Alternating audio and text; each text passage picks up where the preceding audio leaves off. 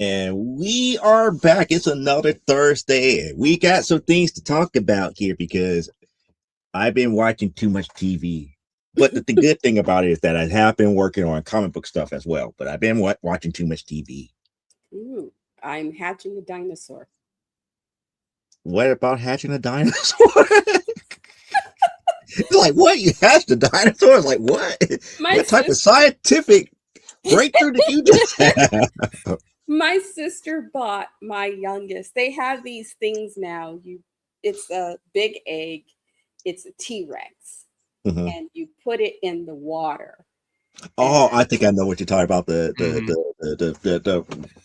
The egg is dissolvable in water and it looks like it hatches the actual dinosaur that's inside of it. They're giant, stinky ass sponges that your house is going to smell after that happens. We've had well, many of I'm changing the water every other them. day or so to kind of bring down the stink. Mhm. Okay. But John hasn't named it yet, and it's like I know this is revenge on her part because I said a couple of years ago no more Legos because she was always buying him Legos, and we've run out of space to have Legos all over the house. So it's like, fine, I can't get him Legos. I'll make you hatch a dinosaur because I couldn't. You know? And once he saw what it was, I because my first thought is she said, "Oh, this is for John," and I'm like, okay. And once he saw what it was, I couldn't stick it in a closet until the holidays. So it's like great.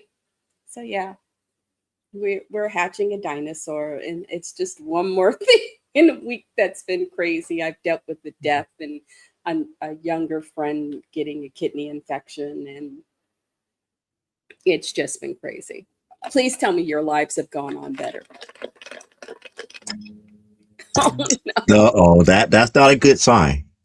no. Well, also, rest in power, Hayden Panettiere. For people who wonder who she was the cheerleader on the Hero series. Because the first couple of seasons was Save the Cheerleader, Save the World. She was the cheerleader.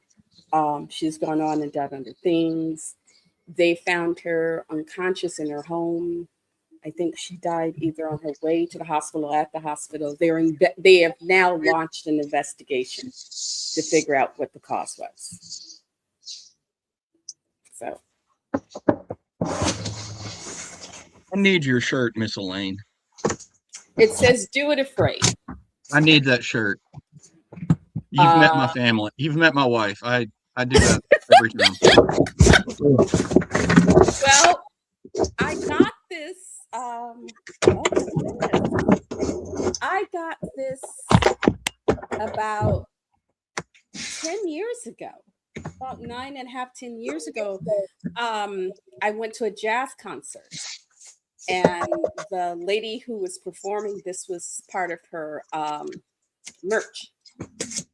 Oh, are we having noise issues? Let me see if I can turn down.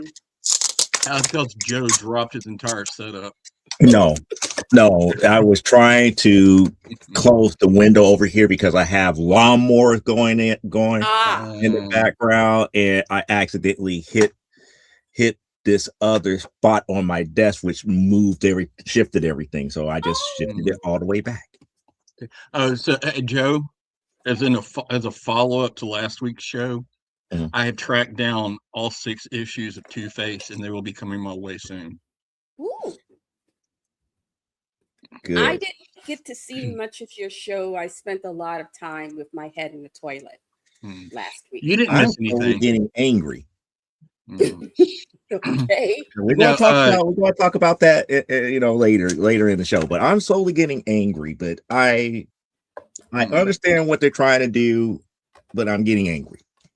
Okay. Last week, Lane, I reviewed the new Barbara Gordon comic, and they had a character in it that I had never knew existed. It apparently is Harvey Dent's daughter, Two-Face, and I didn't know he had a daughter.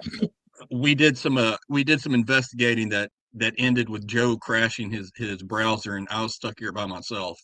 Oh, And we found out where she came from, and I found them online for fairly cheap. So, Cool. okay. yes. I felt really bad because I did catch enough to where you were there going, Joe, Joe, and it's like, oh shit. And it was like in between vomiting, and nausea bouts, I would catch a little bit here and there, and it's like, I can't go on. I just, and I Well, don't know if people would appreciate me sitting here with a garbage bucket going, oh no, no, oh no, there are some people who would pay good money for that, but no, it was all of a sudden I had the whole screen up, and I was like, well, hell, he didn't even tell me we're leaving, so I might as well press bye. But that was around 9 or so, wasn't Yeah, it? we That you went guys were over. already We went way over. over. Yeah, we went way You guys over, are but already we found what we was looking for. But like I said, in the process of me doing what I'm doing, everything crashed on me. It's like, oh great. It's like, I don't know if there's like, even if Cliff ended the show, everything would be okay because we went over. Hmm. And I was like, and I was in the group chat, texting Julie, do I need to end this? What is happening? I don't know how to get out of here, sir. You're going to have to give me a door. And Micah said, you said bye like 8 times. What the hell? I was like, didn't know what to do. I'm so sorry. I am so sorry. I will do my best. It was we kind of figured out what the culprit was. And I had to, as a parent, you have to think back sometimes to, and I have irritable bowel syndrome anyway, but I had to think back to times when I've been sick or the kids have been sick, and the doctor would go, what has changed in your environment? And then I had to go, okay, what changed in my environment? First thing that changed in my environment was a friend of mine. Dinosaur egg. Huh? Dinosaur egg. No, the dinosaur egg didn't come until after all of this. But a friend of mine had given us box fans in an old standing rotating fan, and I had kind of half-heartedly wiped off the front of the rotating fan and put it in my room and said it so it blew directly on me. That's not good. Yeah, because I didn't clean out the blades or anything. So I'm blowing someone else's sickness on me, and my body just lost it. So I had to fix that. Then my bed decided that it wants to kill me. So Charles and I have twice so far have had to rebuild my bed because it's just the middle bar that attaches that sits the center, it's the beam that attaches to the headboard and the footboard of the bed to stabilize it broke on the headboard side, and all the slats that and before that the slats that the mattress sits on, they slipped. And we had to pull up the mattress. It's one of those things, it's an IKEA bed, and we had to take off the mattress and reset the slats. And then we did that, and then 48 hours later, that beam just went bam. It was like, oh great. So we had to take the bed apart again and we had to sort of Frankenstein a solution. Yeah. So it was like, okay. But the thing is what all this was going on, the mattress wasn't sitting right, so I wasn't sleeping right. So, and as you get older, if you're having trouble sleeping in a comfortable enough position, your body starts reacting to it. And sometimes things don't get digested the way they should. And the stomach can only, things don't go through all the way, and things don't come out one end. It tells the stomach, well, don't put anything else in there. And the stomach's like, I already got food. And it's like, well, nothing's coming out this way. And the stomach's like, well, I can't hold this forever. So the next thing you know, it's like, wah. So it's been an interesting couple of weeks. I am hoping that nothing else. That's what I held up my. But yeah, I am hoping nothing else goes wrong. We have a few more things to deal with the government, and I'm hoping that it doesn't, that by the end of this month we will have gotten through the worst of it. At least that's what I'm hoping. I can't say if that'll be for sure, but I am going to have to start looking for part-time work. So, anybody who needs a graphic artist with certain skills, let me know. Or, an old lady who can function as a hitman. I got bills to pay. Not that I know anything. Now I got songs playing in my head. Now that's not good. That's definitely not good. Not that I know anything about things like this. There is a very large market for feet. Yeah, I love how you say it with a straight face first. Feet. I'm aware of it, but in fact, you have there to have is specific type of feet for that. Oh no, you do not. Well, then it's changed because it used to be they wanted very specific type of feet. Nope. Okay.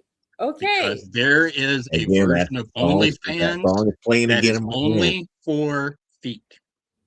And it is for all types of anything you can imagine. Woo-hoo! Okay. I have to check this out. Yeah. Again, I need to get this song out of my head now. Sorry, Joe. We've gone Ain't into no some rest weird... for the wicked. Money don't grow on trees. I got bills to pay. I got mouths to feed. Nothing in this life is free. Yeah. Oh my god! I want it out my head. It's a good song. Don't get me wrong. It's a great song. I'm sorry. I haven't even been back in 15 minutes and I've already ruined the show. And what's so messed up is like, oh, I want parents like, yeah, I do have a couple of things that may need to be added, but the thing about it, I need to have the money to pay you. Well, that's partially on me. I can edit Joe, now when we can. Your feet are worth money. We're talking Joe's feet here, dude. That would be only if there's a horror section. Listen, men's feet. Again. Oh no! More No. I just got new socks as part of my birthday thingy. I got new socks from Sock Dreams. I'm not selling them puppies because I just got them and I haven't even worn them yet. You don't have to sell them. All you have to do is take pictures of them. Of my socks? With your feet in them. And then, okay. And then videos of you taking them off. Da, da, da, da. No, you don't even. You can just have your regular day-to-day life going on in the background as the noise, and they will buy it. Damn. There's some weird freaks out there. Now you gotta get the $5 pack from Rainbow. No, if I have to get, I will probably get the $5 pack from. We have Family Dollar here in Dollar Tree. Mm-hmm. You don't buy anything from Rainbow if you ain't got it. I bought a skirt from Rainbow that fell apart on me as I was wearing it to the event. I was at an event and the skirt I bought from Rainbow started to shred. That's the reason why they're few and far between now. They still in existence, but they're few and far between. They're still in existence, but here in Chicago. They're few and far between, but they still do exist. Yes, I'm too good for Rainbow. We went on a Goodwill shopping spree once to get just hand-me-down stuff to wear around the house and for the girls, because I'm not paying full price clothing that they're going to outgrow in a month. So, and we decided we were going to do the girls decided we were going to have a fashion show here at the house with all of our new Goodwill clothes. Oh, okay. And Micah had bought me a pair of, I call them the old man shoes. They're like the loafers, you just have around the house. And Yeah. they're always an ugly brown color. So I put them on, and I was gonna fashion through there. I put them on, took 2 steps into the kitchen. The sole came off of them completely in the floor, and the entire bottom of my foot came out. But they don't let you try them on in the store. But as a true professional model, I didn't let it stop my walk. And on my way back around, I picked it up and put them right in the dumpster. So. Did you do your? Oh shoot! I just felt that in my leg. Oh no, not that song now. Oh no! I tear up your moneymaker now. You're up here going, you gotta work. Come on, girl, work it, girl. Do that twirl. Do your thing. Or the runway, work. Turn to the left. Work. Turn to the right. RuPaul would have been proud of my walk. I worked it, so because I know the job. Did you catch my thing about the yeah, I just broke myself. Did you catch the show we did the week before? Because I gave the list of I don't know where you are if they have that, but there was here in Illinois they lowered the tax on school supplies and school clothing, and they gave the list of stores, especially major stores like Walmart and Target and stuff that were taking part. We since we're homeschooled, we don't have school clothes. We call them pajamas. Fine, but in regards to supplies, it wasn't just uniforms, it was also pens and paper and all of that stuff. Yes, we got all that.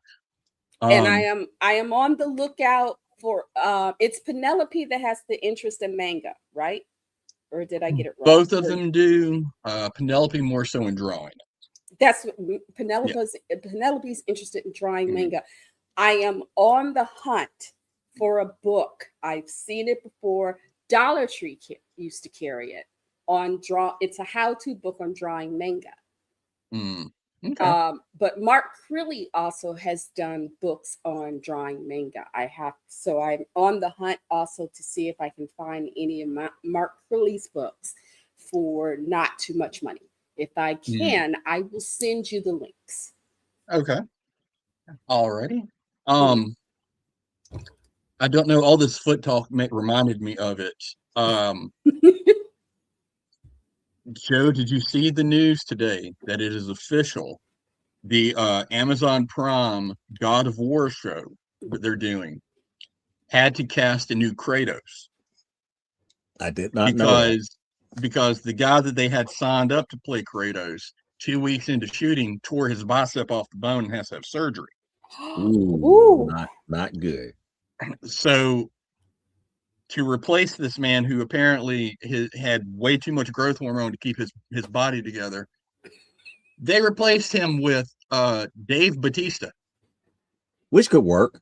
Yeah, he's got muscles. But if you're going to recast someone because your original roid monkey tore his body apart, why are you going to cast an older roid monkey for the same role? Because Bautista's in good shape. Marvel makes sure that their actors are physically okay, especially after the situation with Chadwick Boseman, because they didn't know he had cancer when he was doing both those movies as Black Panther. So they now make them get physicals and whatnot. And other people have to learn that, yes, Tom Holland can jump and flip and stuff and whatnot. And he's going to be playing, he's going to be doing a movie where it's a biopic of Fred Astaire. And I've heard people, but Tom Holland, it's like Tom Holland, for those of you who don't know, who only think Spider-Man, before Spider-Man, he was Billy Elliot. He is trained along with martial arts. He's trained in both ballet and tap. Believe me, he can dance. Just watch that lip sync battle he did with Zendaya before they became a couple. And he started with what's the name? The song Umbrella. I can never remember her name. Okay. He started with Umbrella. No, he started with Singing in the Rain and ended with Umbrella. And anytime an actor like Tom Holland says that they did martial arts, it translates into they did Taekwondo when they were 8 and they stopped when they were 12 because they wanted to chase girls. no. It's martial arts training. In his case, no. Because he was doing Billy Elliot, because he was doing theater in London, he actually had to keep up with it to help keep in shape.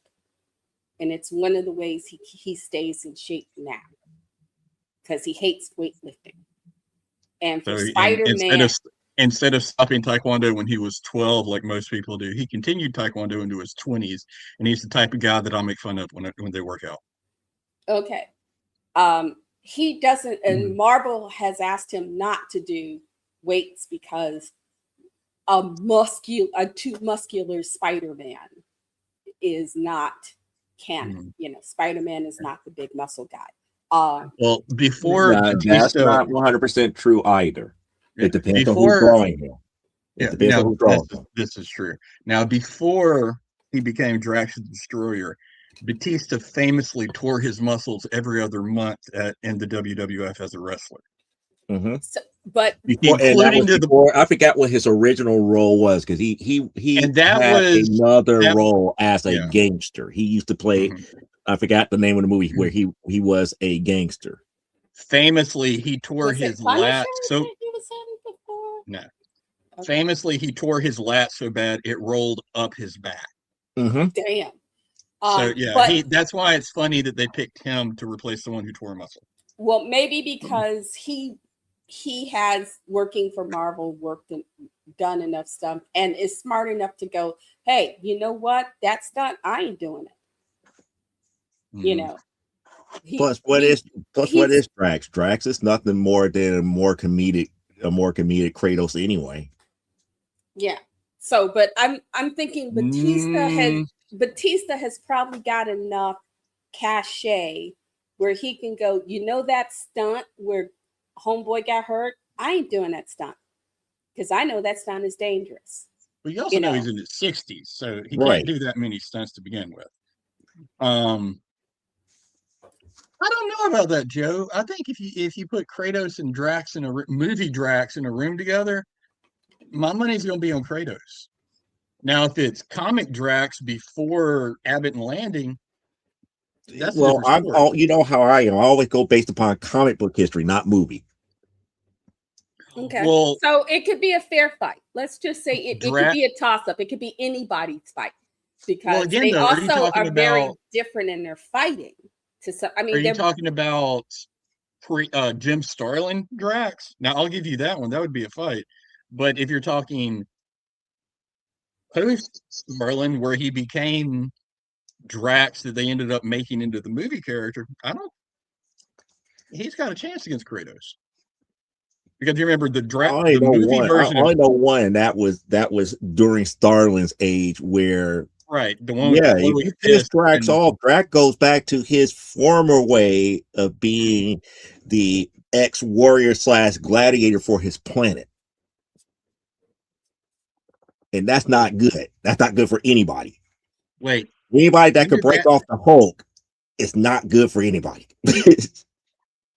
There is a reason why they call him Drax the Destroyer for a reason. Okay. Like I said, we're going back to the Starlin days. Yeah, in the Starlin days, his origin was he was a jazz singer who got from Vegas that Thanos killed him and his family, and Drax's daughter Moondragon got raised on Titan. And wait a minute, is this the same bald-headed Moondragon? She's yes. Mm-hmm. Okay, because I was about to say that's the only Moondragon I know is bald, and and she's her real name is Heather Douglas, and she was an Earthling, and she goes, she's Thanos' also father a very saved powerful telepath. her. Yeah. Thanos' father saved her and raised her on Titan. And Kronos, the Titan god of time, because he was embarrassed about Thanos doing stuff and he was a Titan, resurrected Arthur Douglas, that was Heather's dad's soul.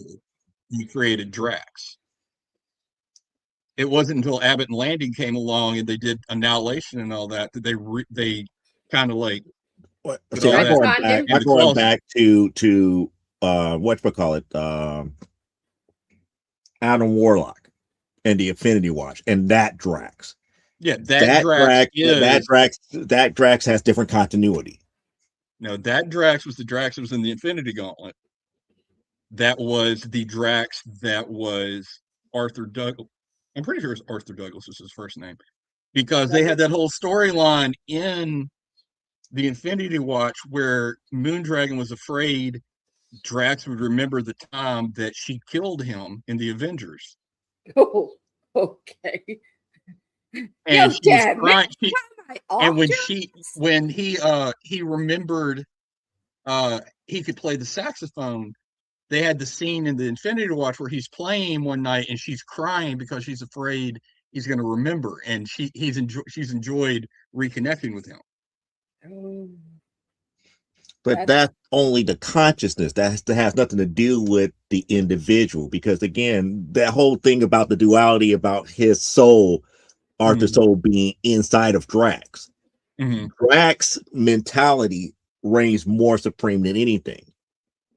Mm-hmm. Arthur's soul was almost like, kind of like a guiding voice to keep him from being violent. Before Moondragon killed him. Right. Because when he came back in the Silver Surfer, he was maybe a step above the Hulk, intelligence wise. Or the non-Banner Hulk. Right. Yeah.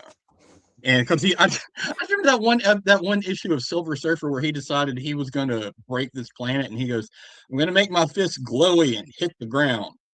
I was like, "Goddamn! All right." you gonna kill the world. Yeah, that's exactly what we need.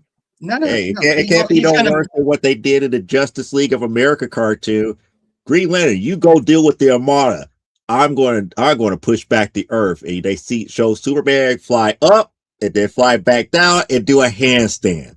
And he was pushing the Earth with a handstand. Dude, that happened like every other issue of Action Comics back in the day. He was always pushing No, some I'm planet talking about somewhere. Filmation cartoons, Justice League of America.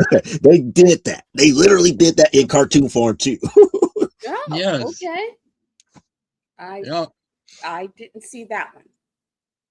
Well, that was a big thing during the build up to Infinite Crisis when they had the miniseries The Rand Thanagar War, Right. where the two planets went to war because all of a sudden they were in the same orbit, and they didn't know, and they were blaming each other. And in the final issue, you see the cause of the war. They zoom in, and on Thanagar, there's an indentation. There are two handprints in the middle of the planet where Superboy Prime moved Thanagar in line with Rand to start the war. Wait a minute. He moved the whole planet? Mm-hmm. Okay. See, You have to there's so understand, much I have to catch up on. Superboy Prime is technically pre-crisis Superboy. And pre-crisis Yeah. Superboy was more powerful than pre-crisis Superman. Mm-hmm. I have that issue where it's like, what was it? Earth 2 Superman finally came across that version of Superboy. And it's like, wait a second. I never existed like this. And he tried to chase after him. And he's like, he barely caught a hold of his cape. Mm-hmm. Wow. And Superboy was going so fast that he could barely hold on. That's how powerful Superboy Prime was, or it should say is. He's not dead, but they just don't talk about him too much now in current continuity. Well, that's because pre-crisis Earth 1 Superboy and Superman were the most powerful individuals in the history of DC Comics. Like, that's the Superman who could juggle planets and would sneeze and wipe out a sun. Damn. That level of power. I have and to get bored and punch through apologize. time. We have a helicopter overhead. I can't hear it. circling the area. Okay. I can't hear it. Day after your feet pictures. No, there's a seniors building the next block over, and there's an ambulance over by there. Oh, so he'll report for I don't know if medical care. if he's trying to land or what. But Yeah, but if medical choppers would do stuff like that. yeah, especially since we're not that far from that hospital that's on Stony. We're just a Oh, you're mile talking about east. Jackson Park. You're not Yeah, even talking about. You're closer to South Shore than Jackson Park. I live in South Shore, but yeah, No, there's a South Shore hospital. I've heard of it, but I don't off think of off of like I want to say it's like 81st over there close to Yates. Okay. See, I've never been It's like there. back in the cut over in that neck of the woods. I want to say it's like 80th or 81st, 2 blocks away from Yates. Okay, so what But it doesn't have. I don't think it has a big trauma center, and I think that's the reason why I don't think a lot of people don't go to it. Yeah, better go to the one on Stony than say the one what is it? The one on 51st off King. Oh, Providence St. Mel. That one you might as well just go. Okay, just sing "Swing Low, Sweet Chariot" as they're wheeling you in, because that place is just that's where folks go to die. Okay, if you want a chance, La Rabida is probably of that triangle the best, but that's a children's hospital. And sometimes you'll see, because I know they have a helipad. Also, I think, oh yeah, they've redirected traffic. Yeah, they're probably doing a medevac. Somebody must be really, really sick over there. Yeah, because the ambulance just went off, just turned and went down, and it was followed by a police car. So something must have happened at the senior center. Now, people who are out there on the internet, you have to understand, Elaine is like right down the block from a police station, not police station, a fire department. So she does know when paramedics and ambulances leave out, because she's like not even not even good half a block away from the fire department. It's like it's the other end. It's like it keeps that end of the block relatively safe during the summer, because they open during the summer when it's hot. They keep the garage open, so nobody gets robbed over there, because if they hear people screaming for help, they have to come out. At least send the EMT out there, and they keep the ambulances parked right outside. So that keeps that end of the block relatively safe. Now see, the big difference here is here in small town Mississippi, I live about a mile from the Olive Branch Police Department's main headquarters. Okay. They have office hours. After 7 p.m., they're not open. Oh my goodness! When I lived in East Palo Alto, our local police department shut down at 5 p.m. After 5 p.m. And if you called their office number, hi, this is the East Palo Alto Police Department. Where after 5 p.m. You called after 5 p.m. Therefore, we are done for today. If you have an emergency, dial 911 and they'll switch you over to the Palo Alto Police Department. And it was so funny because East Palo Alto, our city hall, the police department, and the jail were all in one building. Mm-hmm. So you know how like and again, some folks out there in the internet are not going to know what I'm talking about. Do y'all remember the Andy Griffith Show and how Otis the town drunk would let himself in? Yes, because he knew the law, and pretty much Andy understood. It's like, oh yeah, it's Thursday. Okay, let's go ahead, put yourself in there, make yourself comfortable. He sleep it off, and we'll let you out in the morning. Let himself That out. is the Olive Branch Police Department. If they actually have someone they have to hold longer than like 2 hours, they have to send them to the county jail 35 miles away. So that's it. That is it's Mayberry. Yeah, it sounds Minus like the South Central interesting LA part. right now outside my window. But that's the messed up thing because it's like places like that, I would be so upset. It's like, oh, something happened to a family member. They get picked up. Oh, it's after 8 o'clock. No way you gonna bail them out tonight.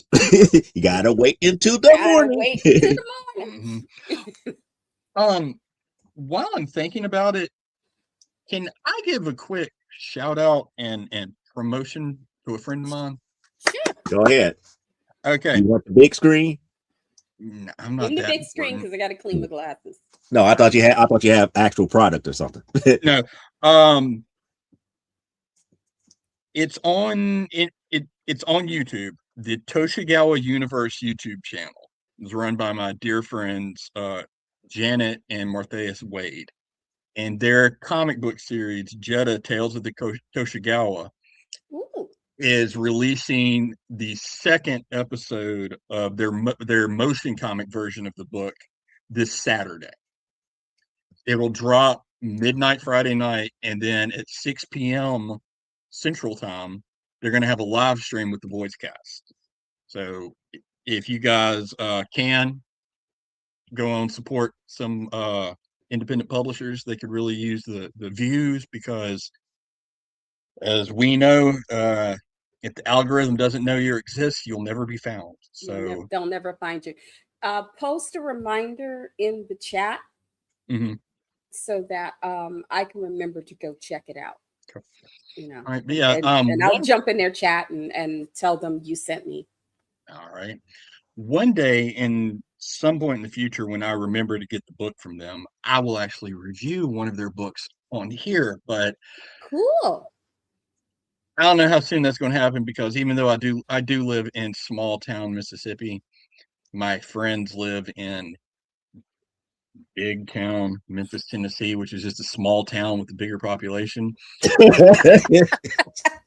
Wait a minute. Wait, Yeah, okay. I hate to put it in this aspect here.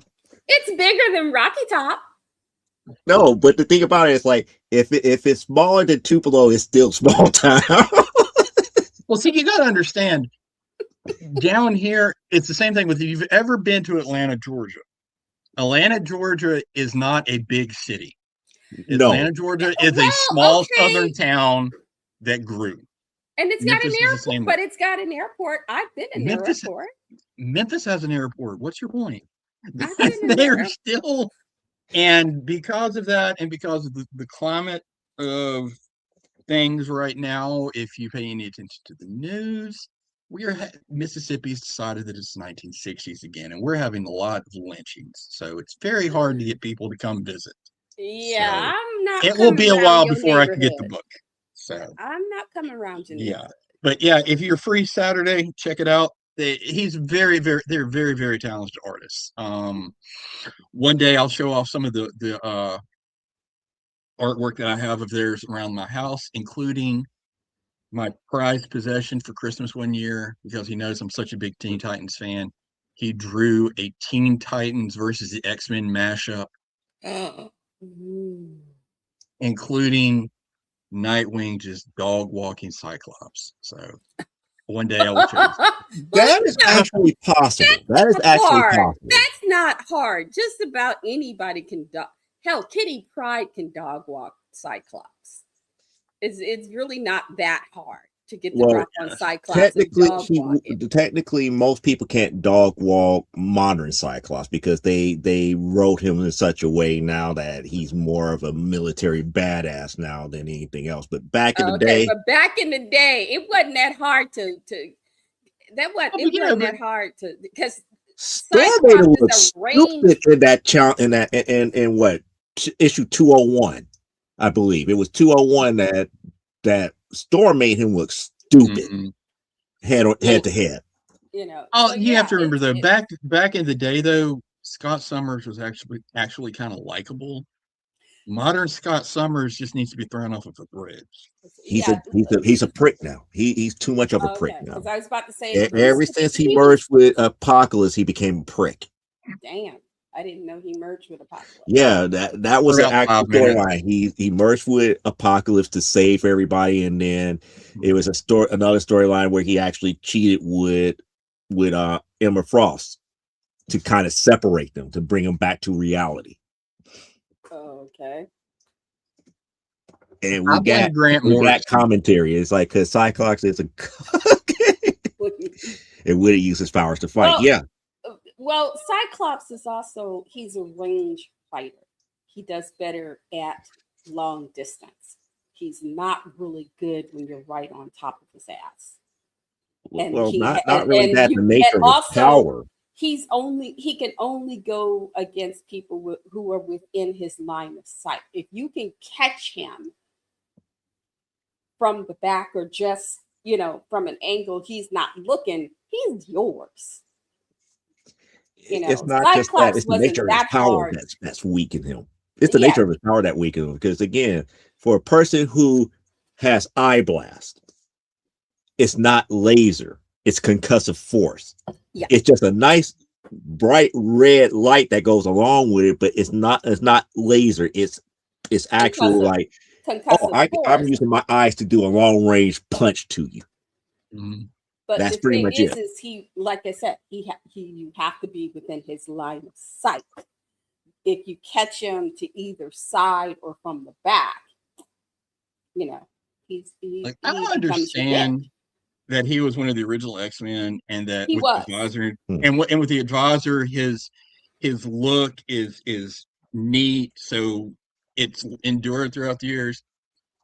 Everything about his brother in the comics is so much cooler than he is, His brother is and so no much more one gives him powerful than any. he is. Yes, Sunspotted. Alex Summers is a comedy character in the comics now. Hmm. Oh He's no.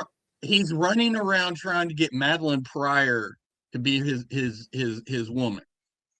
Oh man. See, that's what I loved Alex back in the day when he and this girlie were a couple, because they really were matched and they really balanced each other. And then they decided to make her crazy, and he went off with somebody else. And it just, it just, it broke my heart. It broke my heart because I Well, really liked them. I liked them as a couple more than Scott and Jean, just because Scott and Jean always made me think of a couple of alcoholics, where if one got sober, that was the end of the relationship. They I don't see that relationship that way, but it kind of brings me back to the thumbnail for the evening here about new season, new aspect of storytelling, especially with X-Men 97. And I'm glad that you brought it up, because Alex and Lorna are now in X-Men 97 now. And they actually talked about how Lorna, it was a former X-Men. They never talked about Alex being one, but Lorna, they had now established that Lorna was a but former X-Men. they were former X-Men. They were adjunct X-Men because they No, were in okay. 97, in the cartoon series now, she was a true X-Men. Yeah, Okay, because so they the changed it. X-Men 97 continuity is carrying over from the old 90s cartoon, and their continuity, they're having to like even back then they were like patchworking every time they wanted to bring in a new X character to put them back in continuity somehow. They've had to like patchwork the continuity, because in the cartoon, the original team that's on the show is the original X-Men. Yeah, the original. So Scott was the they're, first. Scott was the first, and then but after Scott, I think it was Scott, and then Iceman, not in the Angel, cartoon. Beast, and Not in the cartoon. Scott, Beast, Jean, yeah, Scott, Beast, Jean, and then Angel and Iceman. Rogue, Gambit, Storm, No, Wolverine, and no, Morph were the original no, eight in the no, cartoon. No, then In the cartoon. we talk about X-Men no. 93, not in the comics. In the Yeah, comics, it in the was different. cartoon. Yeah, because I was about to say the X-Men I grew up with. Mhm. Mhm. Because at the point in which Professor X got the first team together, they were all still in school because they were going to different colleges. Jean was getting her, because people forget Jean is not just Jean Grey, she's Dr. Jean Grey. She got a PhD. Well, You know, they were all I have a kids when he hashtag found change. them. They I were have a all in. hashtag change my mind on this statement here because X-Men 97 fixed something dealing with Morph. Okay. And the thing that they fixed with Morph is that he doesn't just morph into other people. He actually gains their powers too. Morph is way more powerful now than he was in the original 93. They took So they kind of well, took some of what They Rose made him was doing, mimic. put it in. Morph is essentially the original mimic. and Okay. well wasn't Age of Apocalypse more if he could do that? I think so. They alluded that he could. Mm-hmm.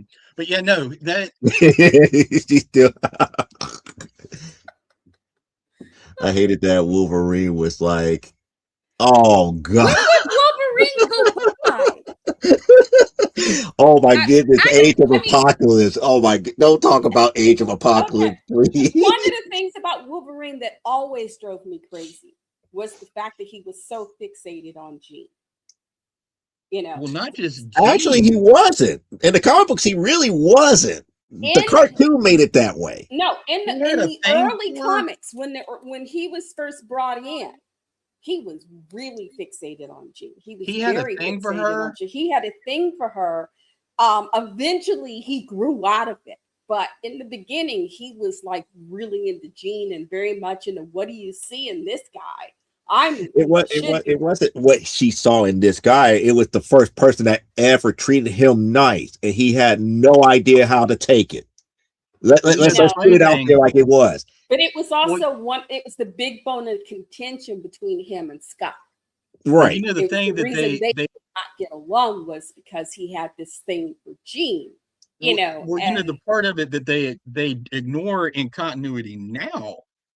The other reason he had such a big thing for Jean was because she reminded him of Heather Hudson from Alpha Flight, who was another redhead. He had a real big thing for her, and they've kind of like done away with that because even today Marvel's trying to like find a way to make Alpha Flight not exist but still talk about them. Yeah, but that was the thing here. It's like if AKA, or I can't even think of his so-called real name in continuity, but if Logan haven't left Apartment H, James, AKA the original Vindicator, would have never gotten with Heather. That's how big of that triangle was. Okay. Yeah. Like I said, as a kid reading it, it just bothered me because it's like, hello, they're a couple. She said no means no, leave her alone. They've over the years. But then after a while, he kind of, because at one point, I forgot who it was. Somebody was trying to mind screw him. And first they appeared as Jean, then they appeared as Storm, because it turned out he'd had kind of a hots for several of the women. And I think then they became Rogue. But it was really interesting. A lot of those early dynamics were interesting, and especially since was it Mastermind? It could have been Mastermind. I believe it was Mastermind from the whatchamacallit, the Hellfire Club. Hellfire Club, yeah. But yeah, but that was them in a Hellfire Club, and like I said, I will never forgive what they did to Storm when they pulled the body switch on Storm. Emma and Storm switched bodies. I know what issue you're talking about. Yeah, switched bodies, and what's his name got to sleep with Emma and Storm's body, and they had and it was not good for Storm because Storm and Emma literally beat the crap out of each other by the end of that book. They I know Storm, which issue it is. because It's on the tip Storm of my was tongue. like, I think, it'll be Let me weeks pull it before up. I could just I'm see. about to pull it up because I Don't know crash which your issue you're browser talking again. about. No, don't do it, Joe. Don't crash the browser, please. No, I'm not doing it on the browser. I got handy dandy handheld device here. Okay. And it's a program Uncanny, called CLZ that I have here because why Uncanny I own just X-Men. about every last X-Men Uncanny X-Men book there is, except for Parallax most of the says modern day. Uncanny 151 and 152. Okay. I don't know if I'm assuming we're talking about the same thing. Yeah, But, there's a switcheroo and Sebastian Shaw, because he and Emma were kind of a thing at that time, and the idea of him You being are able correct. to, Yeah, 151, being 152, able and to 152 bang is that Emma big and fight. Storm's body was a big, I guess he'd always kind of had an eye for Storm, Yep, and this was a that be way. the one. The scissor covers. Yeah, over the years, Emma Frost has like body hopped or had someone in her body like every few years because she body hops every few years. I think it's part of her Jean, power. She doesn't body hop; she loses her mind. well, No, Jean ended it's up not in that she's reckless with her power because she does not have a problem with mind wiping anybody. She has no problems Yeah. psionically switching personalities with people just to She get her also, way. she in also the got big her student. I think she got half her students killed at one point. yeah. No, the Yeah, Hellions died. All the Hellions died minus Warpath because they found a way to bring Warpath back. Yeah, but I'm Yeah, saying she got them killed. They in died Bishop's because first of her, appearance, if I remember when they correctly. in She was the Bishop's reason. first appearance arc when they did They the didn't die because of her, but they died because of her order. yeah. My No, decision. actually, Parallax is right. During when they did the big X-Men Gold, X-Men Blue split, Mhm. Oh, that's right. When Bishop first appeared Jean on the ended up scene. in Emma's body when all the Hellions were murdered and Trevor Fitzroy's Sentinels were wiping everybody out. Mhm. And then a few years after that, Emma ended up in Bobby Drake's body and was in control of Iceman's powers.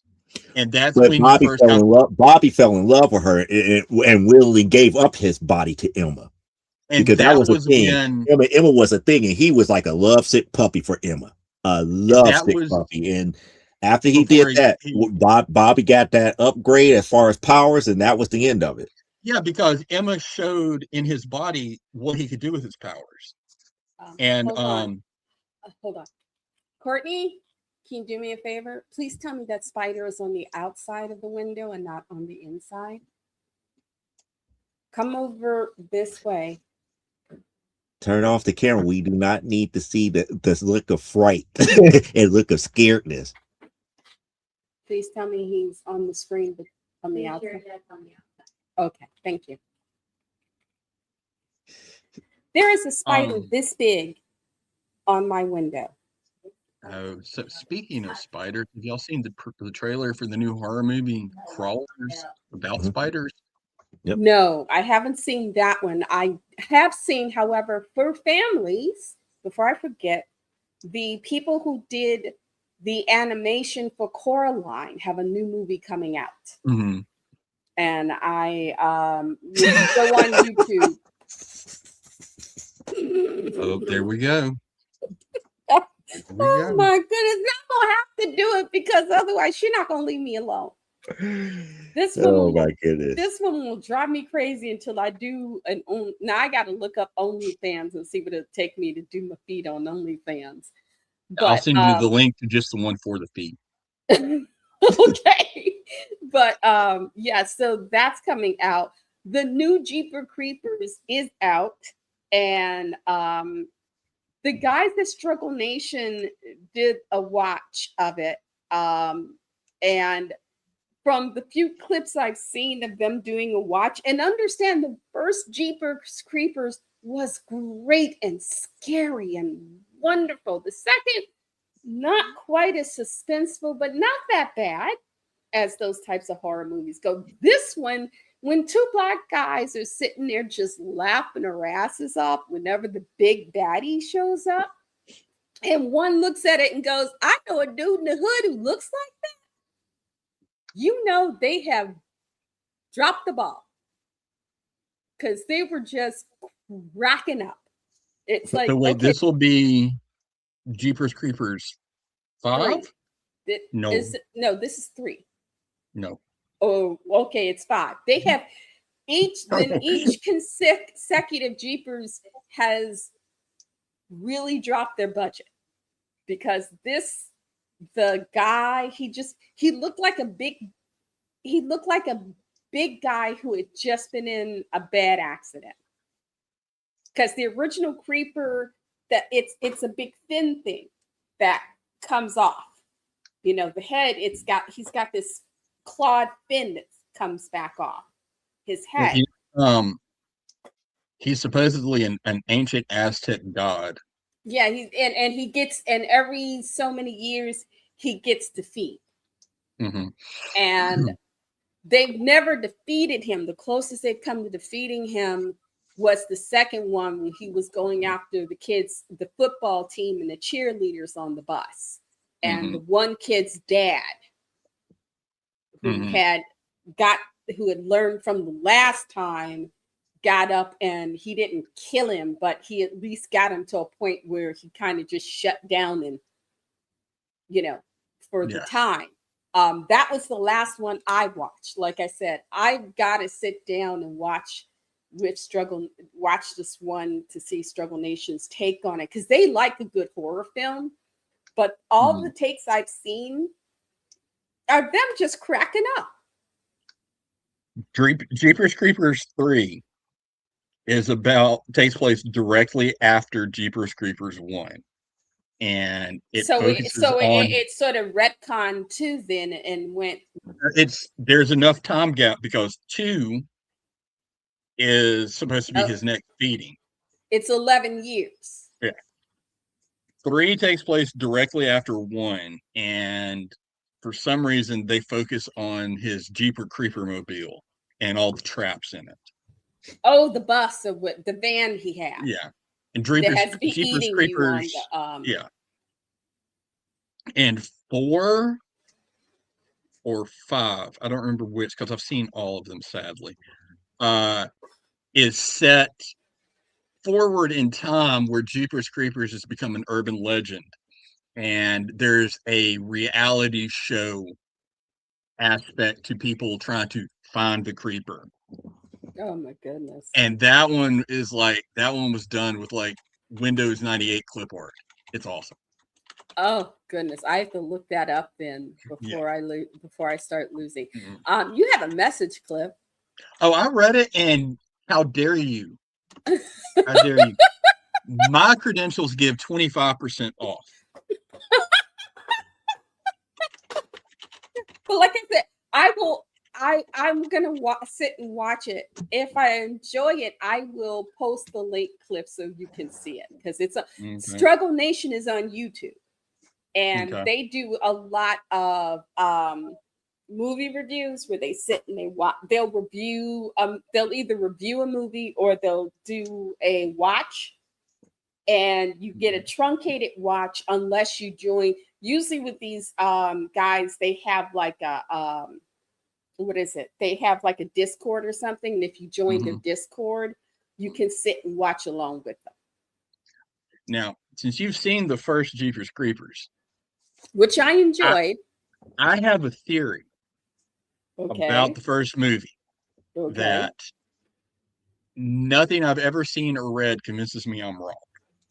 Okay.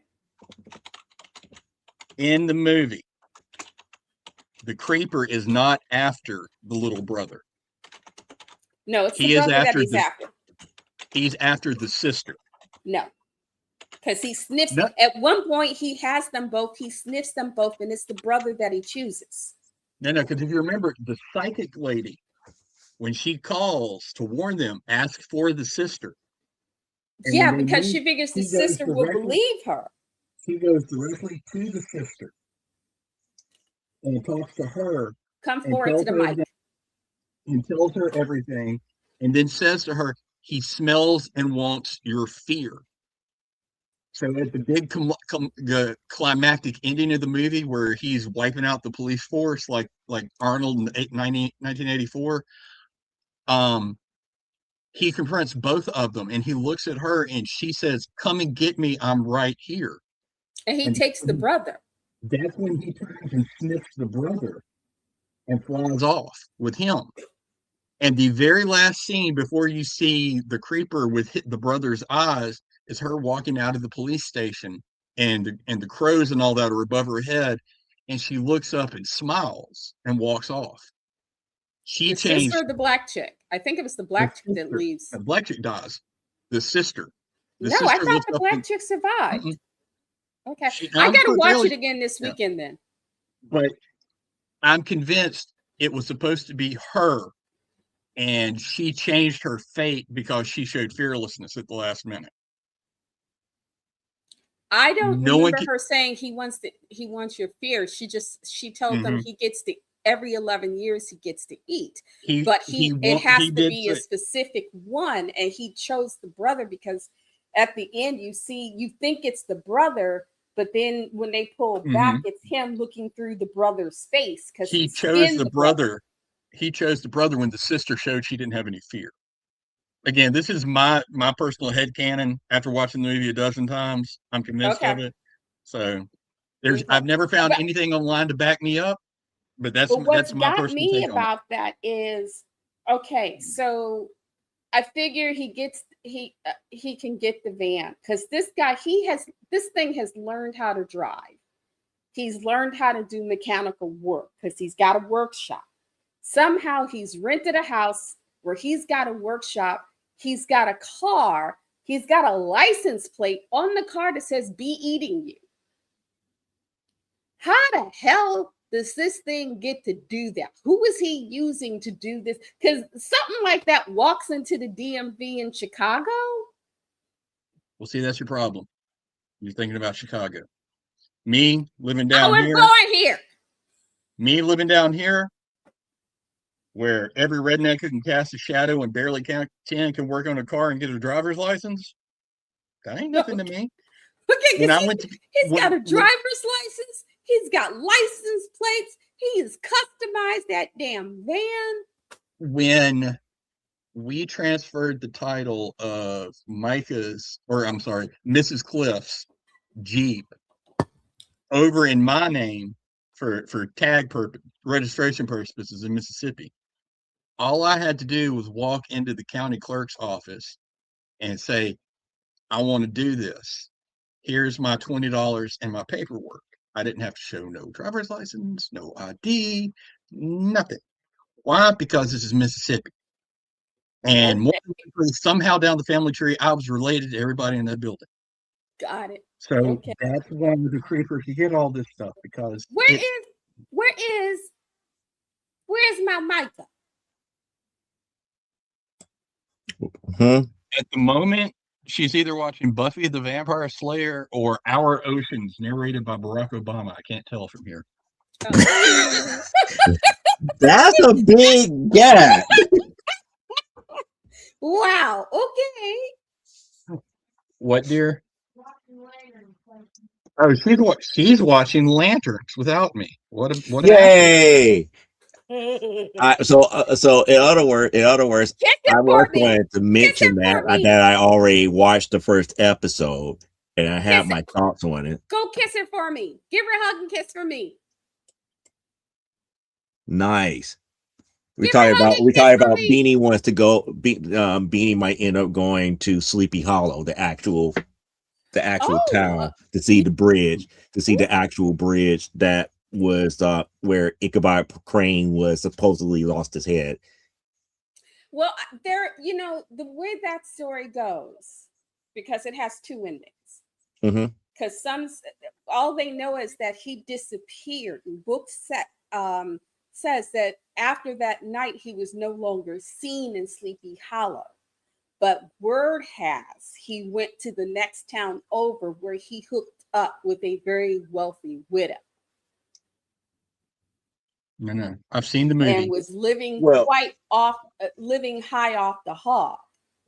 Well, they always leave off the the traditional telling of the story as whether or not he was able to completely cross the bridge or not. Something that he, like I said, nobody's seen him ever again. Some think that a random cannonball took off his got him. It's either cannonball or a flaming pumpkin. He had because he. I don't think it's a flaming pumpkin, but it's like it was a random cannonball because again, the headless horseman does not truly exist. No, I always believed, though they never said it in the book, that it was Bo Brum, that it was what's his name, Bo in Brom Bones in the outfit chasing him out of town. No. To get rid of him. I've seen the movie. It was Christopher Walken, and Johnny Depp and Heather Graham fought him underneath the tree, and he disappeared. I've seen the movie. I know what happened.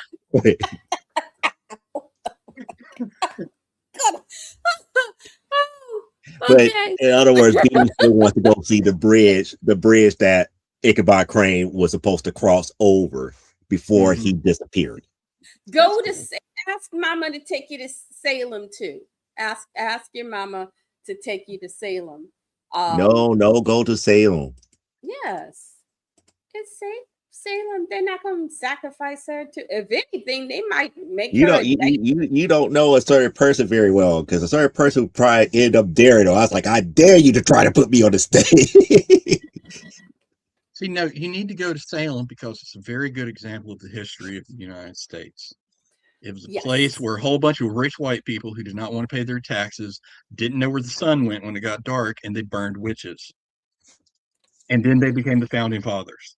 They also not only burned men and women, but they also slaughtered a crap ton of animals. Mm-hmm. Somebody would say that cat has the spell on me, or her cat's a familiar, and they would go kill the cat because why? The cats, the dogs, and sometimes livestock can't speak for themselves. So like I said, you probably dare them. Oh no! Don't do that. Don't do that. Do not hurt the tree. See, that's the reason why they would call. That's the reason why they would call. It's like, oh, she floats. She's a witch. No. See, Missy Lane, all the stuff about killing the dogs and the cats, that was what they made up after the fact. The purpose of that was the crops didn't come back because of the winter, and they was hungry. Oh, okay. Well, and then when someone asked, "Hey, where did all the dogs and cats go?" It was witches. We caught them in the cats and the dogs were having a seance and orgy, and so they had to be taught their place. Yeah. Yep. Oh, parents, there's a guy on YouTube. He's he does shorts. He's a musician and he plays music for animals. And I will post next week. I will give you, because I can't remember the name, but he does music and he goes to certain zoos and stuff, and he's done it. Tigers. The last one I watched, these tigers, one group of tigers he was in a cage with, but the handlers were there.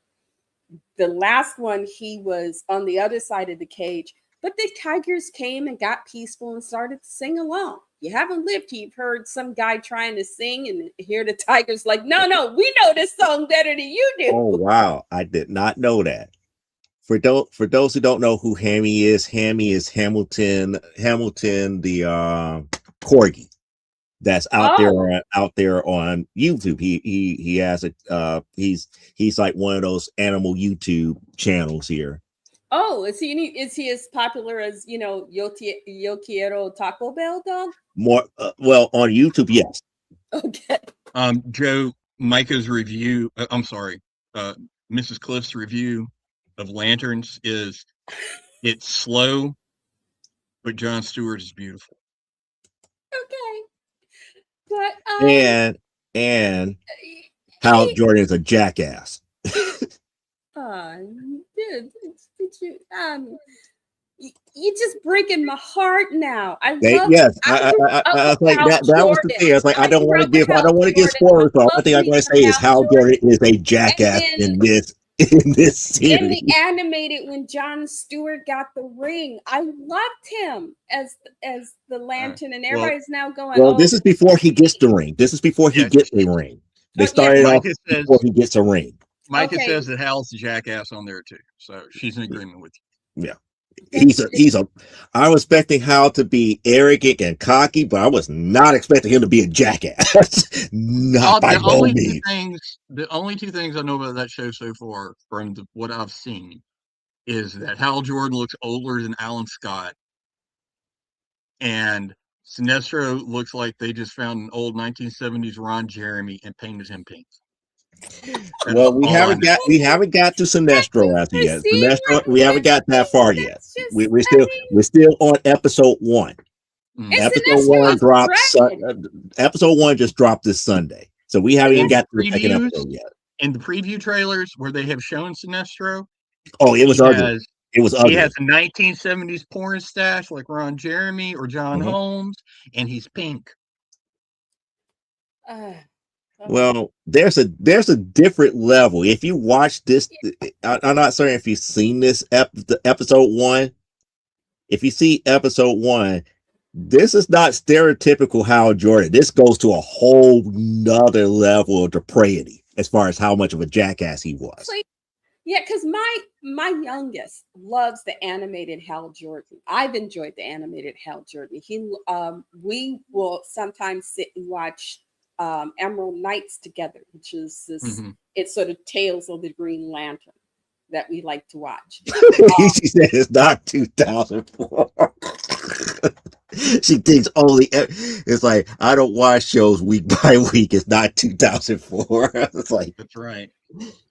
Well, only children have no concept of what it's like to wait well, he's another week for autistic and another he's like a episode. Let 6-foot alone 4-year-old. if you Okay, happen to miss that week, you may never see it again unless they run reruns. We know remember Grayson, my when middle reruns daughter. were guaranteed? No, I remember when reruns were never guaranteed. Mhm. Oh, okay. My I remember when Grayson, my reruns were middle daughter, guaranteed. she is greatly infatuated with Stranger Things, Okay. and she was talking to me about the magical ancient times of the 1980s. And Magical ancient times. Those were my 20s. and she goes, you know, I think it might have been kind of fun to wait for the next episode of the show like you had to do back then. Yeah. I said, the hell it was. Well, it was irritating. Hey, I was born in 1961. Okay, so chill that. But it was like there was usually and yeah, we only had 3 main channels, but there was usually No, enough that's not going. accurate. That statement is not accurate. It depends on the sitcom, and also depending on the it's depended on the sitcom, and it depended on the network, because a lot It of the really networks during the summer had the summer, you had the fall schedule, and then you had the summer schedule. And the summer schedule was when they had all the specials and stuff that you could run. Also, some people got series specifically for the summers. ABC during the summer ran a hell of a lot of specials. Yep. And if you wanted to see Baryshnikov, if you wanted to, you wanted to see ABC had Baryshnikov specials. Goldie Hawn got a couple of specials. It was, and after a while they competed to see who could get what specials, because you had Grand Ole Opry specials during the summer. There were a lot of it's interesting how many series were specials just for the summer. You had holiday specials, but you also had specials for the summer. And a lot of the big miniseries started in the summer. They didn't start in the fall. They started in the summer because they still had a fall once Roots came out and they realized miniseries were king, there were some miniseries that started in the summer because they still had the fall shows to come back, and they couldn't get rid of those fall shows. Oh, don't go there, because I'm about to teach you a history lesson now. Since you want to go there, I'm going to teach you a history lesson now. Okay. She's up here saying ABC ran TGIF year round, and so they aired, re-aired season till that ended. It's like, no, technically, ABC with TGIF, they actually had other shows lined up. They will run so often that if it did not get the ratings, they would cut it off. They will cut it off at the quick and instantly shove a rerun of something that was beloved in its place instantly. If you go back and look at how many sitcoms is TGIF, that number is staggering because there was a lot of failed TGIF shows that people don't remember because they were on like that long. Because it was only 2 to 3 episodes. When they premiered a lot of shows that they weren't sure were going to get the fall nod during the spring when they had hiatus, because there was always that spring break hiatus. They also ran a lot of specials and shows that they were trying out during spring hiatus. If you did well enough into summer, if you did well enough at that point, you went into the summer and you covered everything until they get to the normal fall lineup. Unless you lived through it, you do not know how many hour-long blocks of Full House and Growing Pains you had to sit through when they got rid of shows. Mm-hmm. It was hell.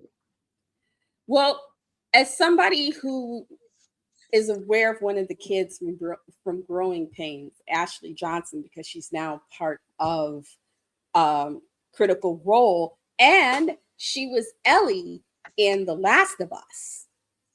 In the game, she voiced Ellie in The Last of Us, for those of you who don't know. She was also who Courtney and I referred to as Tit Mama. Courtney's kind of giggling. I can see her shoulders shift a little bit. On Blindside. If you haven't seen it, look it up. It's Lady Sif gets her own NBC series. But she was a Hollywood kid, and she was the youngest. She was the little curly head moppet on Growing Pains. She was supposed to be. I think she was the new daughter. She was the daughter that they had towards the end of the season, just before they brought in Luke. And she came in, and then she did the rest of the series. But yeah, she was one of, and she's been in. I'm finding out she's been all over Hollywood. Her and Taliesin Jaffe. But that was interesting because they were still doing live shows back then. Mm-hmm. So, as you know, at least you could get up if you decided you didn't want to sit through that other half hour. You could get up and walk away. The live audience didn't have a choice. They were stuck there because they would lock the studio. They would lock the doors, so you couldn't. The only things I know for sure about any of those actors from that time was Kirk Cameron and his sisters went off the deep end, and they scared the shit out of me now.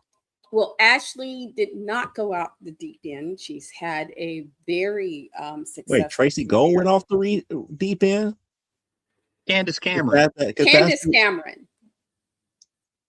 Not Tracy Gold. Candace Cameron, who's the I thought he was talking about sister on the show. No. His real life. Candace from Full House. Candace, she's DJ for Full House. Yeah. Candace and Kirk Cameron went off the deep end, and they scared the hell out of me. Yeah. Kirk became. And he started real quick, fast, in a hurry, because when what is it called? The beginnings of the WB tried to give him his own sitcom called Kurt.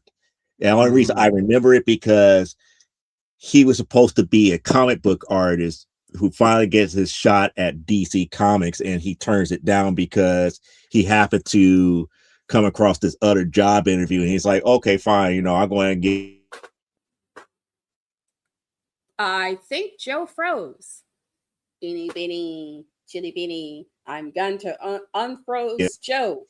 So he goes in there and finds out that it was a small press publisher and everything to that magnitude, but it was to a comic book hero that he grew up with.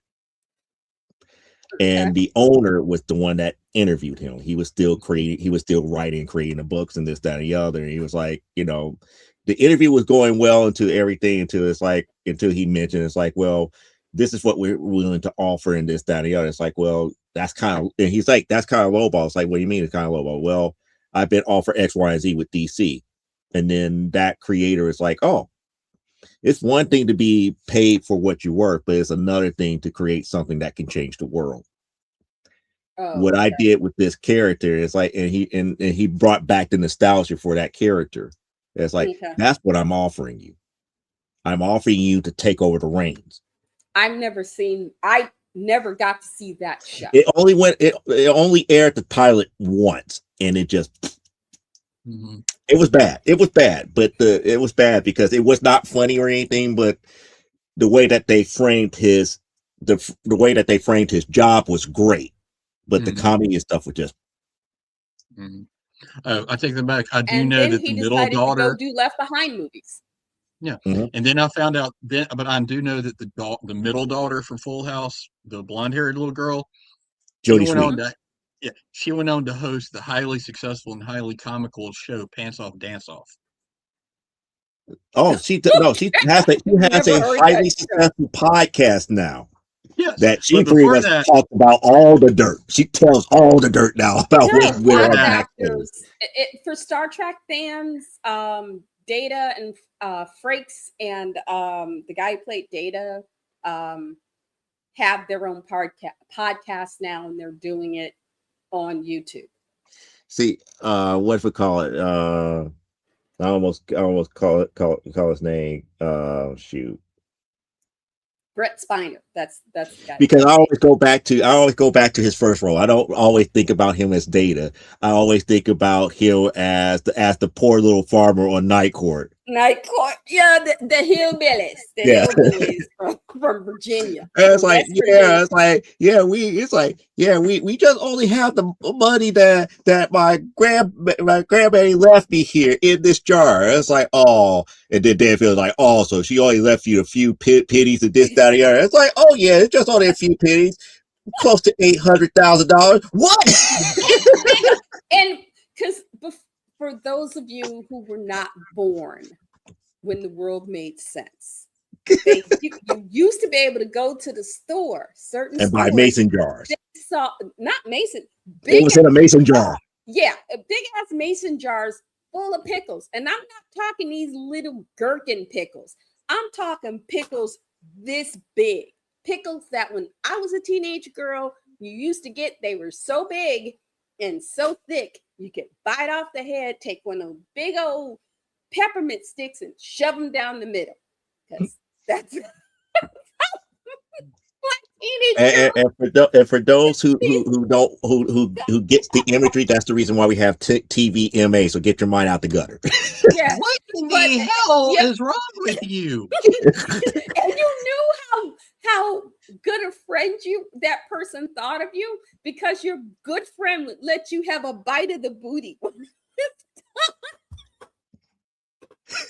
That's the reason why I say I'm glad that TVMA is up there, because if you take what she's saying out of context, that's not on us. That's why I do. It's like, okay, we have to make sure that people have to know we're talking about pickles, not what you're doing with or what other people may do with it. That's something that goes on the other side of OnlyFans. This is not what we're talking about. We're talking about edible food and yes, we're thinking eating. Food. Okay. Like to hell with all the phallic references. This long a pickle, okay? You see this? This is the length of the pickle. It's a healthy clip. It's a healthy clip. No, listen the length to me. Of the pickle. And hold on. I'm not concerned with all the phallic references about the pickle right now. You took one of the nasty ass dill pickles and you put a peppermint stick in it. No, I made vomit. This was a kosher dill pickle. There were a couple of Jewish companies that you would get these huge ass pickle jars from, and people who own the little penny candy stores in the basement of buildings and a couple of dollar stores around your neighborhood sold these pickles, and you would bite off the head, and you would bite it off and then let a friend who was on your perimeter take maybe a bite of the head. And you would get these peppermint sticks that were this big around, okay, about this big or so around, and you shove it down the center of the pickle. Now, you don't start on it right away. You gotta let it, you gotta give it a minute, squeeze it a bit, let the juices get in the peppermints.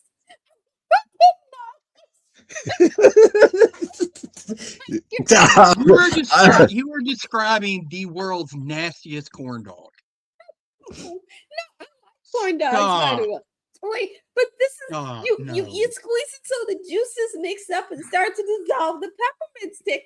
And wait, it dissolves the peppermint stick? It starts dissolving the outer part of the peppermint stick. That red striping was not the peppermint stick that was added. I'm going to report us to YouTube for this. This is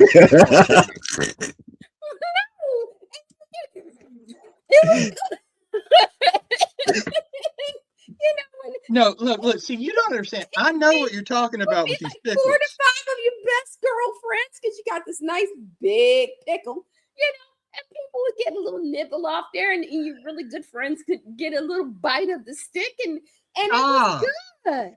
No, I'm serious. I may vomit. This is the most disgusting thing I've ever heard, and I just got done watching Popeye 4. Okay. Wait, that's the fourth Popeye? Or you would get a bag. Wait. There were sequels to Popeye? Yes, they were good. No, the horror movie. Yeah, no. And the funny thing, Joe, Part 4 came out before Part 3, and they were showing flashbacks to Part 3 and Part 4. Anyway, if you weren't into pickles, you would get a bag. Jays used to make. They called them shoestring potatoes. They were these very thin, like I know what those are. Those are good. And they would sell them in a small bag. And they would have, for those who like it, they would put in it, and that's how you knew you got the real thing, because they would put a little thing of hot sauce in there. And so you could put hot sauce on it. But I never liked the hot sauce because I'm not big on hot spices. So I would use ketchup. It'd be like me. It'd be like you're eating mini French fries with ketchup. That's pretty much what it is. Yes, but I also found out I liked that, so I would get a bag of regular chips and add a little ketchup to it, shake it up really good, and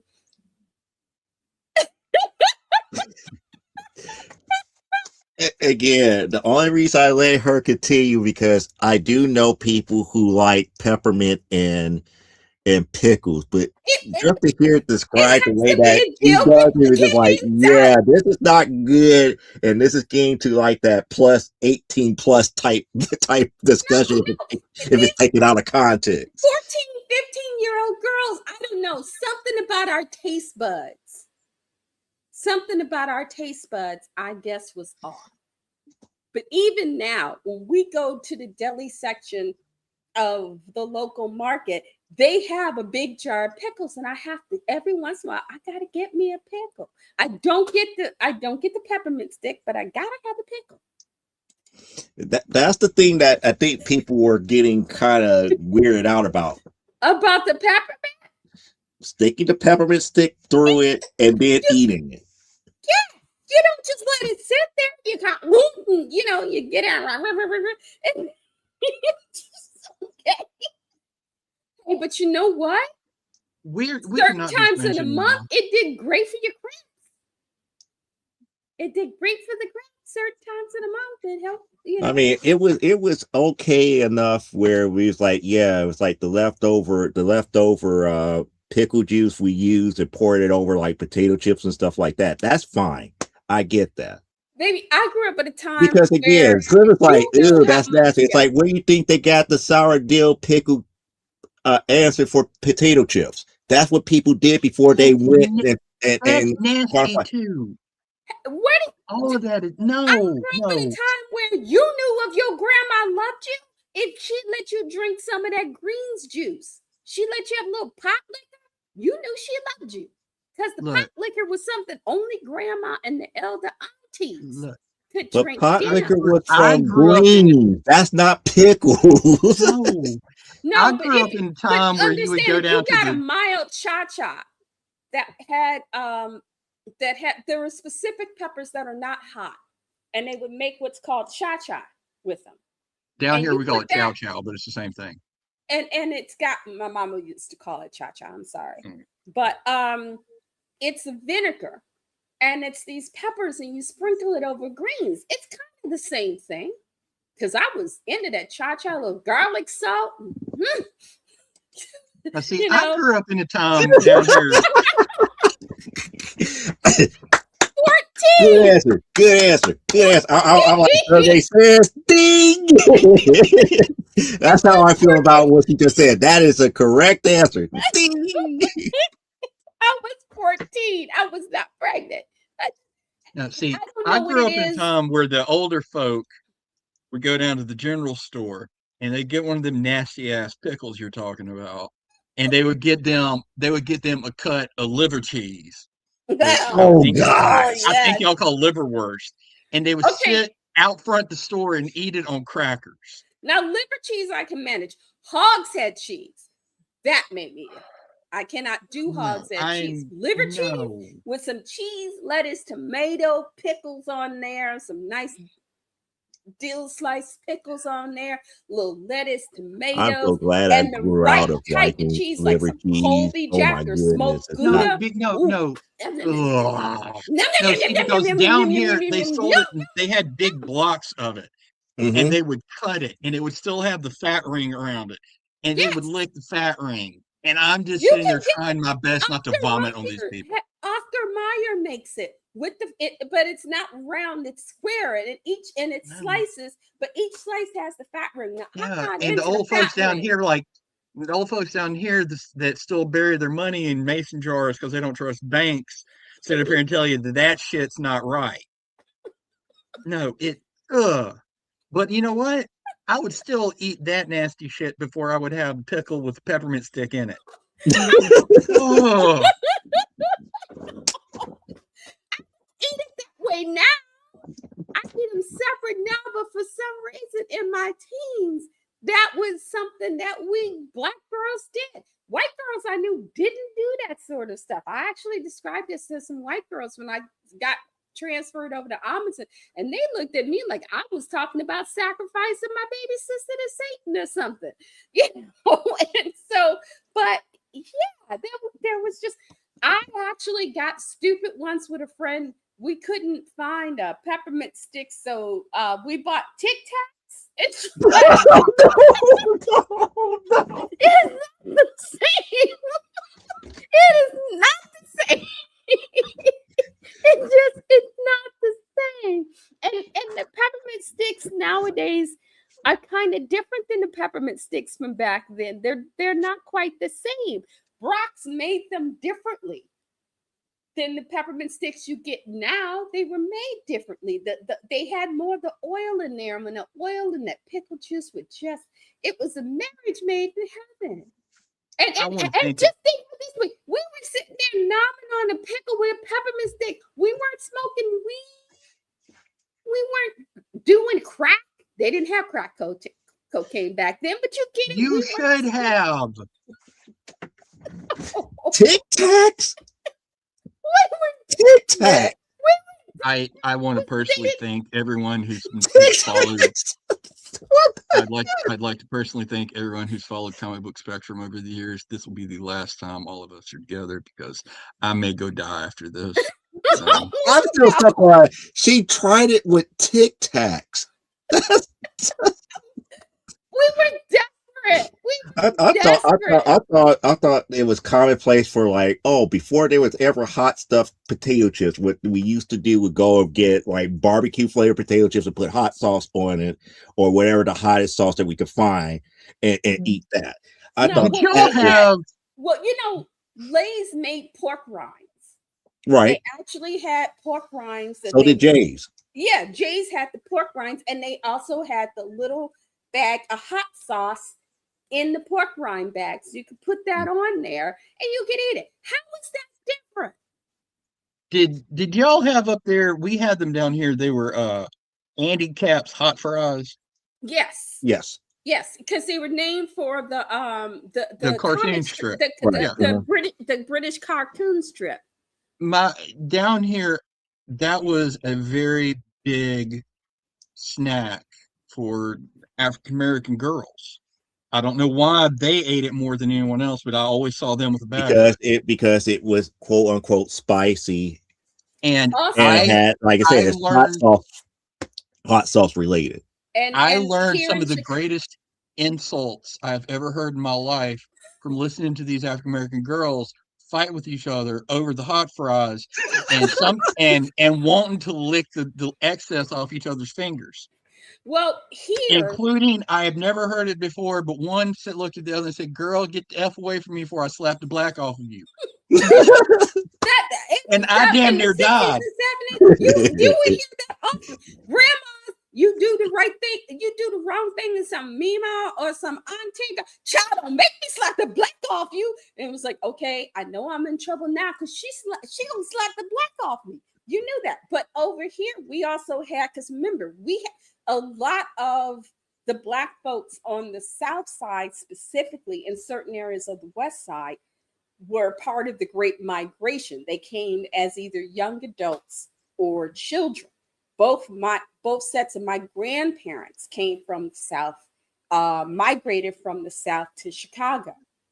And so a lot of the corner stores learned how to, because on the South side, the corner stores, when they were more black owned, used to have signs out. They would have that you had, and this was when stores were specialized. You had a fit, you would go down like Madison on the west side. And yeah, you had A&P, but you also had a greengrocer, you had a butcher shop, and you had a fish store.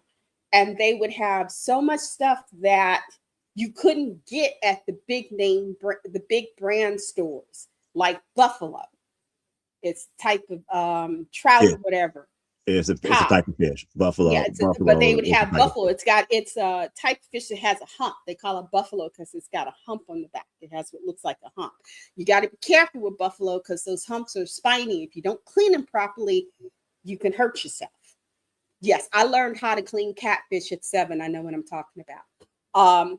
But you had all these different marks, and on the south side, they had signs up because they had folks that came from the deep south, and they would say, we have rabbits, we have squirrel, we have raccoon, and muskrat. and muskrat, because those were things that people ate.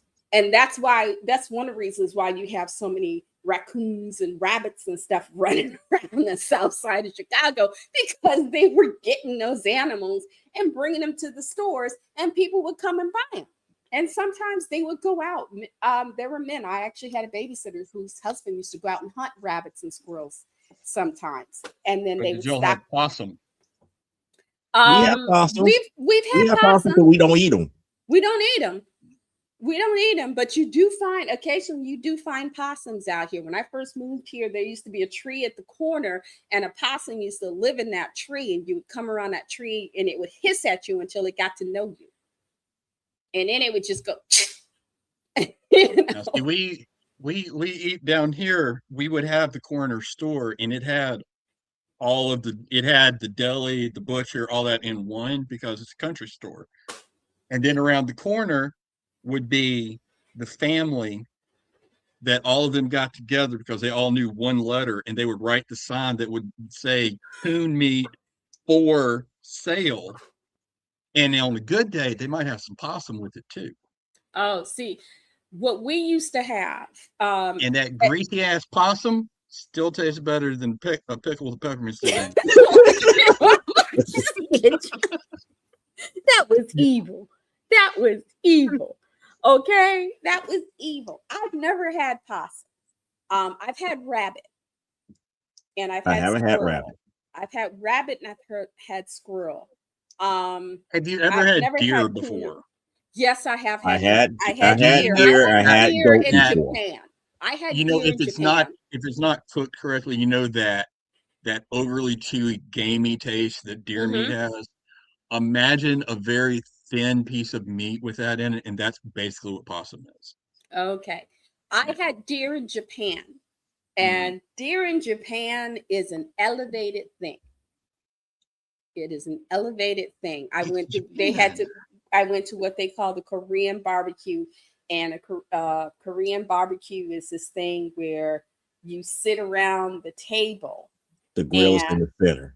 the grill is in the center, but instead of the traditional benehama, where it's a flat grill, in the Korean style, the fire's in the middle, and then the plate is around. It's It's circular, rounded. Yeah. and it goes up, and you It's pick dome. out what you want. You go through this line, and you pick the stuff you want, and then you go to your table, and they bring it to your table, and the guy Mhm. cooks it. And I got deer meat and a few other things. And I enjoyed it. This dude, Wait, they I cooked would it have for you? married. I thought you have to cook it in No, Korean. no, no, no. At this place in Okinawa, you're talking about a bunch of Marines. Okay, you're talking about a bunch of crazy ass Marines. They weren't letting us play with fire off the base. No, that was the thing. It's like my understanding of Korean barbecue, and maybe I need to go back to Oh no, one. It's like the Mongolian. grill Sorry, is not sitting Korean. there. It's like Mongolian. you pick out what you want. They bring it to you raw, and you go to your table, and you actually prepare it the way that you want it at the It's table because the That's grill is. not at all of a them. That's Mongolian that's a barbecue. Sorry, select it's one. Mongolian barbecue because I asked why the cooking because I'd seen Benihana.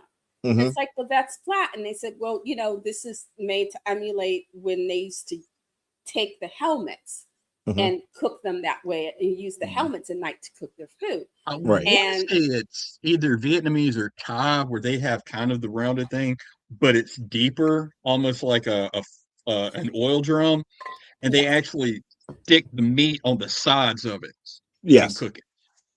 Yeah. no, this was Mongolian, and they Mhm. let you pick it out. And this was in Naha. So, Mhm. you got they weren't going to let a bunch of crazy ass Marines get a hold of fire, and you don't know how sober or drunk they are. Hmm. So, yeah, they weren't doing that back then. Um, but I enjoyed it. I thought it was really tasty. Um, See, now that's the Japanese version. Down here, your Uncle Jimmy, who you knew was drunk when he made it, made you some deer sausage or deer chili, and you wouldn't eat no, it. Deer no, chili. Oh my no, goodness. deer chili. Oh my goodness. Oh And when I was boy. teaching classes, we had a dad who came up to us and he goes, "I got me some extra meat from when I killed a buck that I done ground up into some real nice chili and some ground beef. Fridge went a little bad, but it's still good. You can have it if you want it." I was like, "No." Well, at least it wasn't. Hey, we found this dead whale on the beach. It's been there for a week or so. You want to have a bite? Oh, worst No, thing. but I've been offered plenty of dead gar to eat on the side of that'd been thrown out the side of the road when the cat fishermen didn't want it. And if Gar? you don't know what a gar is basically a more bony version of I think it's called a pike. Oh, okay. I know what a pike is. I know what a pike The is. big long they got the big long snouts and all the teeth, and they're And 90% bone. in Scotland they have to kill them because if you own land with a lovely lake and the pike gets in there, it'll kill all the other fish. Mhm. And if I'm you're fairly part of certain they're from the same genus, but they're a little bit further on the evolutionary chart. But yeah, a gar is basically a pike, and they are all bone, and no one wants to eat them. And they kill the catfish, so you throw them out onto the rocks when you fish one out. And the yeah. really shitty fishermen who never catch anything be like, "Hey, can I have that? Take it home fried up real good." You're like, "Go ahead, dude, you can have it." Yeah, it's real meaty. You want us to throw a little pickle and a pepper in there? You know, All right, let's go ahead and switch it's gears real quick because I want to get back to comics. Pretty much. Thank So. you. I even tried to segue into talking about Popeye to get us off of talking about pickles, and it didn't work. All right, you got something, or do you want me to rant? I actually want you to rant, but Rant. I'm just going to real quick give a shout out because I started rereading it, and I didn't realize at the time because I don't keep up with it, but it's basically kind of relevant now. I started rereading Jonathan Hickman's Avengers, Mm-hmm. and I forgot how really good it is. Um, I read so if you've never read it, I highly recommend it. It's Hickman does Marvel's version of Crisis on Infinite Earths, and it's very good. And I didn't realize, but basically, Avengers Doomsday and Avengers Secret Wars are Hickman's Avengers. So Wow. I didn't even realize that. They're not going to be near as good, and it's not going to go into near as much detail because I guarantee you the Illuminati is not going to be in it. They're not going to talk about the Star Brand, and they are not going to talk about how there's this group of people called the Ivory Kings. But it's really good. I enjoy it. And I'd forgotten he wrote Avengers and New Avengers at the same time. Yes. And what I've going back and reading them, what I found very interesting for one writer to write two different, basically the same team book, they are completely different storytelling. Okay. Avengers, because it's got the Hulk and Thor and Captain Marvel and Captain America and blah blah blah blah. It's big and it's superhero-y and there's the aliens, there's the fighting and all of this. And the new Avengers is more about the Illuminati and it's them trying to quietly deal with the problems like the crisis on Infinite Earths they're dealing with. Because in the Marvel universe, for those of you who don't know, and I don't know if I'm gonna ruin the movie for anybody because I don't really give a shit. The books are over 10 years old. Um, in the Marvel universe, the way their multiverse is set up is there is the beginning of the universe and there's the end of the universe. And in the middle is all the Earths, like on a diagram. And what happened apparently at one point in time, you don't find out because it's a mystery, and I'm not going to ruin that for anybody. One of the Earths on the diagram was destroyed before its timeline went away, and it caused the entire multiverse to contract because now that part of the frame is gone, it's getting smaller, and this contraction caused the two Earths that were on either side of the one disappear to collide with one another. Mm. And that's what they call the incursions. Which, if you've watched, I think in one of the Doctor Strange movies they mention incursions. And so what it is the two Earths smashing into each other, and that's what they call an incursion. And when the incursion occurs, there are there are only two events that can happen. Both Earths smashes into each other, and it destroys the entire universe that they're a part of. Or one Earth is destroyed, and both universes are spared. So the entire plot of the New Avengers is them trying to decide morally how we can justify killing an Earth to save ours. And it's written so well, but it's if you're like me and you're not that big of a Marvel fan, you may not like it because it is such a Marvel book. What I mean by that is all the gray areas, all the fatal flaws in their characters. There is no hero in these Avengers books. They're all just varying shades of gray. Until you get to Namor, who gives zero fucks and is like, kill them all, let God sort them out. Dang. And it is awesome. Well, you have to get to the part about you have to read. That goes all the way back to understanding War Hulk and how the Illuminati first formed and everything, and how the Illuminati looks at things. Right. Because people keep forgetting that the Illuminati in Marvel Universe is some of the most powerful, intelligent heroes that came together. So you have Reed, Namor, Black Panther, Xavier. Who was the other three?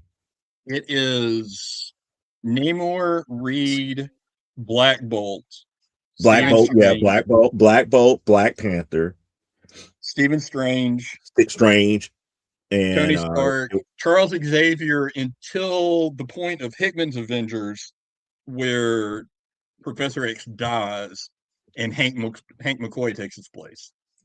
so okay, so they did do the aftermath. So they did reconcile the aftermath of World War Hulk, right? where So yeah, Hulk actually did take out Xavier. Yeah, and that's this Illuminati in here. And the cool thing is, by the time it's all said and done, Bruce Banner, in control of the Hulk, joins the Illuminati, and they're trying to save the multiverse. They had to make it up to him. The They're trying Illuminati to was save the reason why he was jettisoned to Planet Hulk. They say it's like, look, all this stuff that's going on, we can't deal with a Hulk. To keep this up under control, we have to send Hulk to the outer reaches of the universe. Oh, and the other thing that's not going to be in the Avengers movies, in Jonathan Hickman's Avengers, Dr. Doom is the hero. That makes sense. That trends because of lore with Awatu, aka the Watcher. Well, see, basically, and this none of this is going to be in the movie, so it's not going to be that big a thing. These creatures, they call themselves the Ivory Kings. They're also called the Beyonders, which is not the Beyonder from the original Secret Wars. They're different.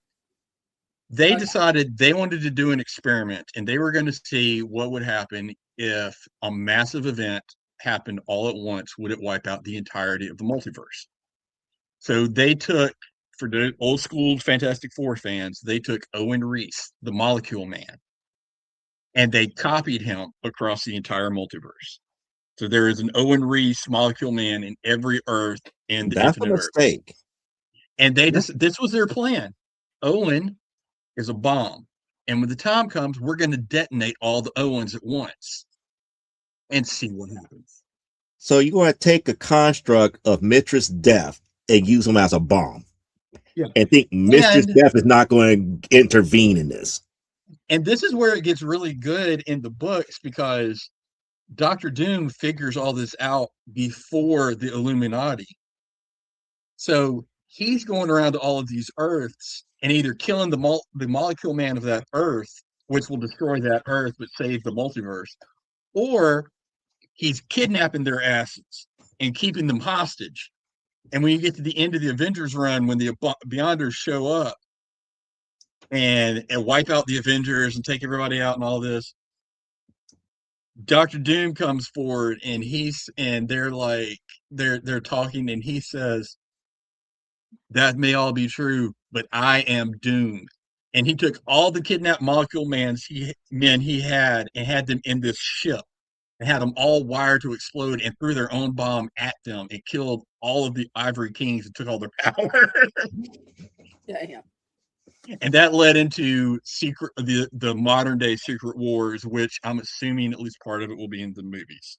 But none of that with Molecule Man is going to be in there. But I'm still trying to understand the reincarnation of Starbrand, because Starbrand got reincarnated in his younger form. It was during this series. I never understood that aspect of the story about why did they revert him back to a child. Well, it was Starbrand and from the new universe, Night Mask, I think was the name of the book. Both of them came into the mainstream Marvel universe, but it wasn't the same characters. It was like the Starbrand little thing on the guy's hand. Night Mask had something like that also, and it was being passed from host to host to host, and ended up in the mainstream Marvel universe. And I don't remember how it did that, because that was before Jonathan Hickman took over, and I didn't read any of them before them, because I only read the Hickman stuff because I like Hickman. I don't really care about Starbrand in the new universe. His mantle could not be passed. If something did happen to him, his power would come to another being, but it would be in a kind of like a reincarnated state. So it wasn't like somebody else just automatically just get born with it. It's a process. So that's the reason I was like, wait a second, they brought back Starbrand. Because when they brought back Starbrand into the actual Marvel universe itself, they had to do something unique to cross the new universe over with the main one for his power to reincarnate in 616. Yeah, and for those of you who have no idea what we're talking about, the new universe was a Marvel project that was basically they did not want John Byrne to leave, so they gave him his own universe of comics to play with. And it lasted about 2 years, and they got sick of it, and Byrne left to go write Superman. Mm-hmm. But Okay. that's what the new universe is. And they brought because at one point later on, old man Logan ends up having the Star Brand and the Phoenix Force at the same time. I I just know that because it was in Jason Aaron's Thor, and I don't like Wolverine. I don't And I care think that how was he got all because that. I think that was only because something happened with Starbrand and they couldn't find up, and his power could not manifest into somebody else as of yet. Yeah, So it was but just yeah, out there floating. but I like again, like we were talking about last week. I think it was last week or maybe the week before. There are never any new villains. Mm-hmm. Jonathan Hickman in his Avengers run created a universe full of new characters. And that was another thing I liked about it. It was something different that they could build off of. Of course, when he left, they kind of put it all back in the toy box and like have forgotten about half of it. But yeah, so if you've never read it, his Avengers is really good, and I think you can get all of them like at dollar bins now. Or Oh, if not, I know they have the whole collection on Amazon. You can yeah, buy and like trade the for 'em. majority of it. I think I own the majority of that Mhm. run too. That's the only The reason only I remember where when you brought it up. I was like, oh mhm. yeah, I And remember again, all of this. the only downside to it, he does not know how to write Thanos because Thanos in it didn't sound like Thanos, but he's not in it that He much. didn't. So No, he didn't ignore it. care about Thanos. I can tell you that he Just didn't care ignore it. about Thanos because I think it again, was one of those. Thanos would have figured out all of this stuff before that. Because why? He had to deal with people like the Megas. The Megas, Mhm. they're deeper thinkers, but they I just really made. do think that it was around the time that the movies were introducing Thanos, and they were like, "Hey, you got to shoehorn him in here somehow." Mhm. And it kind of reads like I don't want him in here, but Okay. yes. And the other thing, and I've decided I'm never going to review it because I'm not going to reread it. Do not read Jeff Loeb's Batman: The Truth, which is supposed to be Okay. the direct sequel to the direct aftermath of Hush. When all it is Wonder Woman trying to help him figure out why he broke up with Catwoman, and then the Joker and Harley Quinn are trying to steal the magic lasso where they can find out if if Joker really loves Harley, and the Joker can find out if he's really Batman's one and only.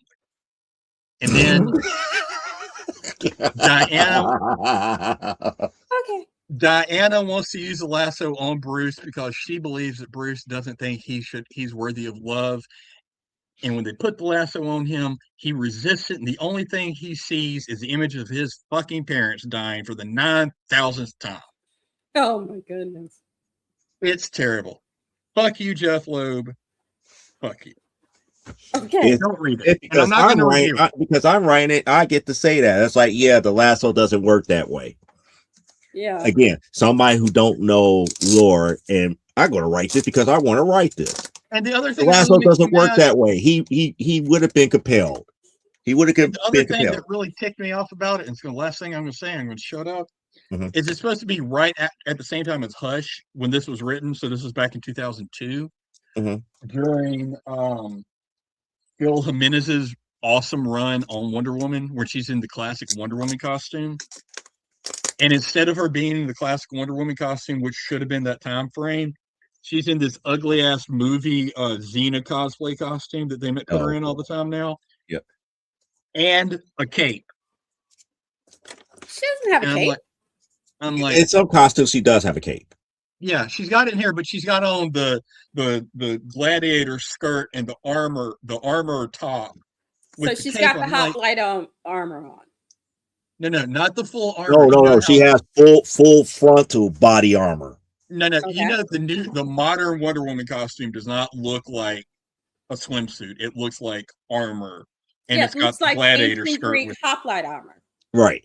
Yeah. That's what I'm saying. But It it's looks more still in like the Hot shape Rod of, Air. where her boobs are out and all that.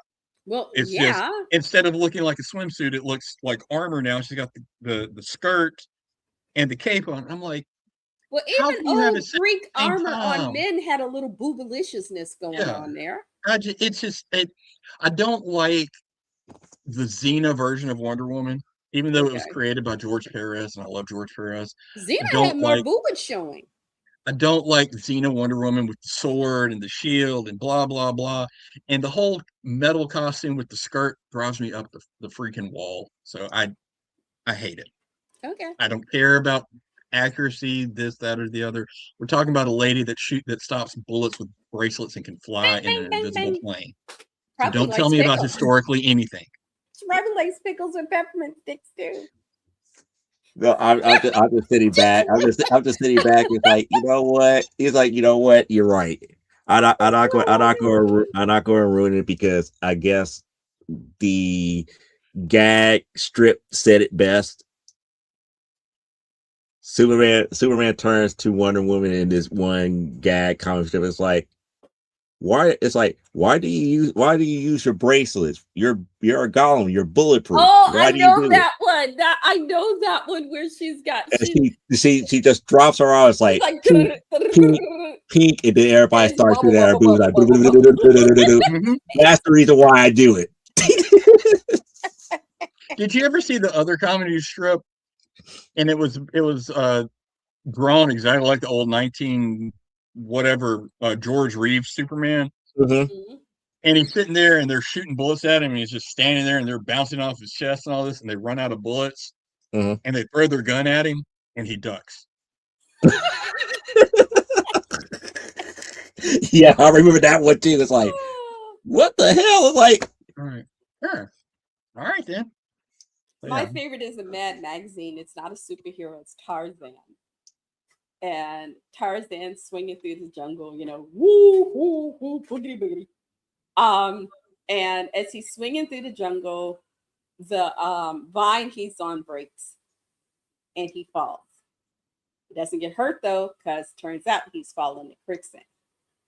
And his monkey pal Cheetah. is Cheetah is with him. Cheetah's sitting on a branch.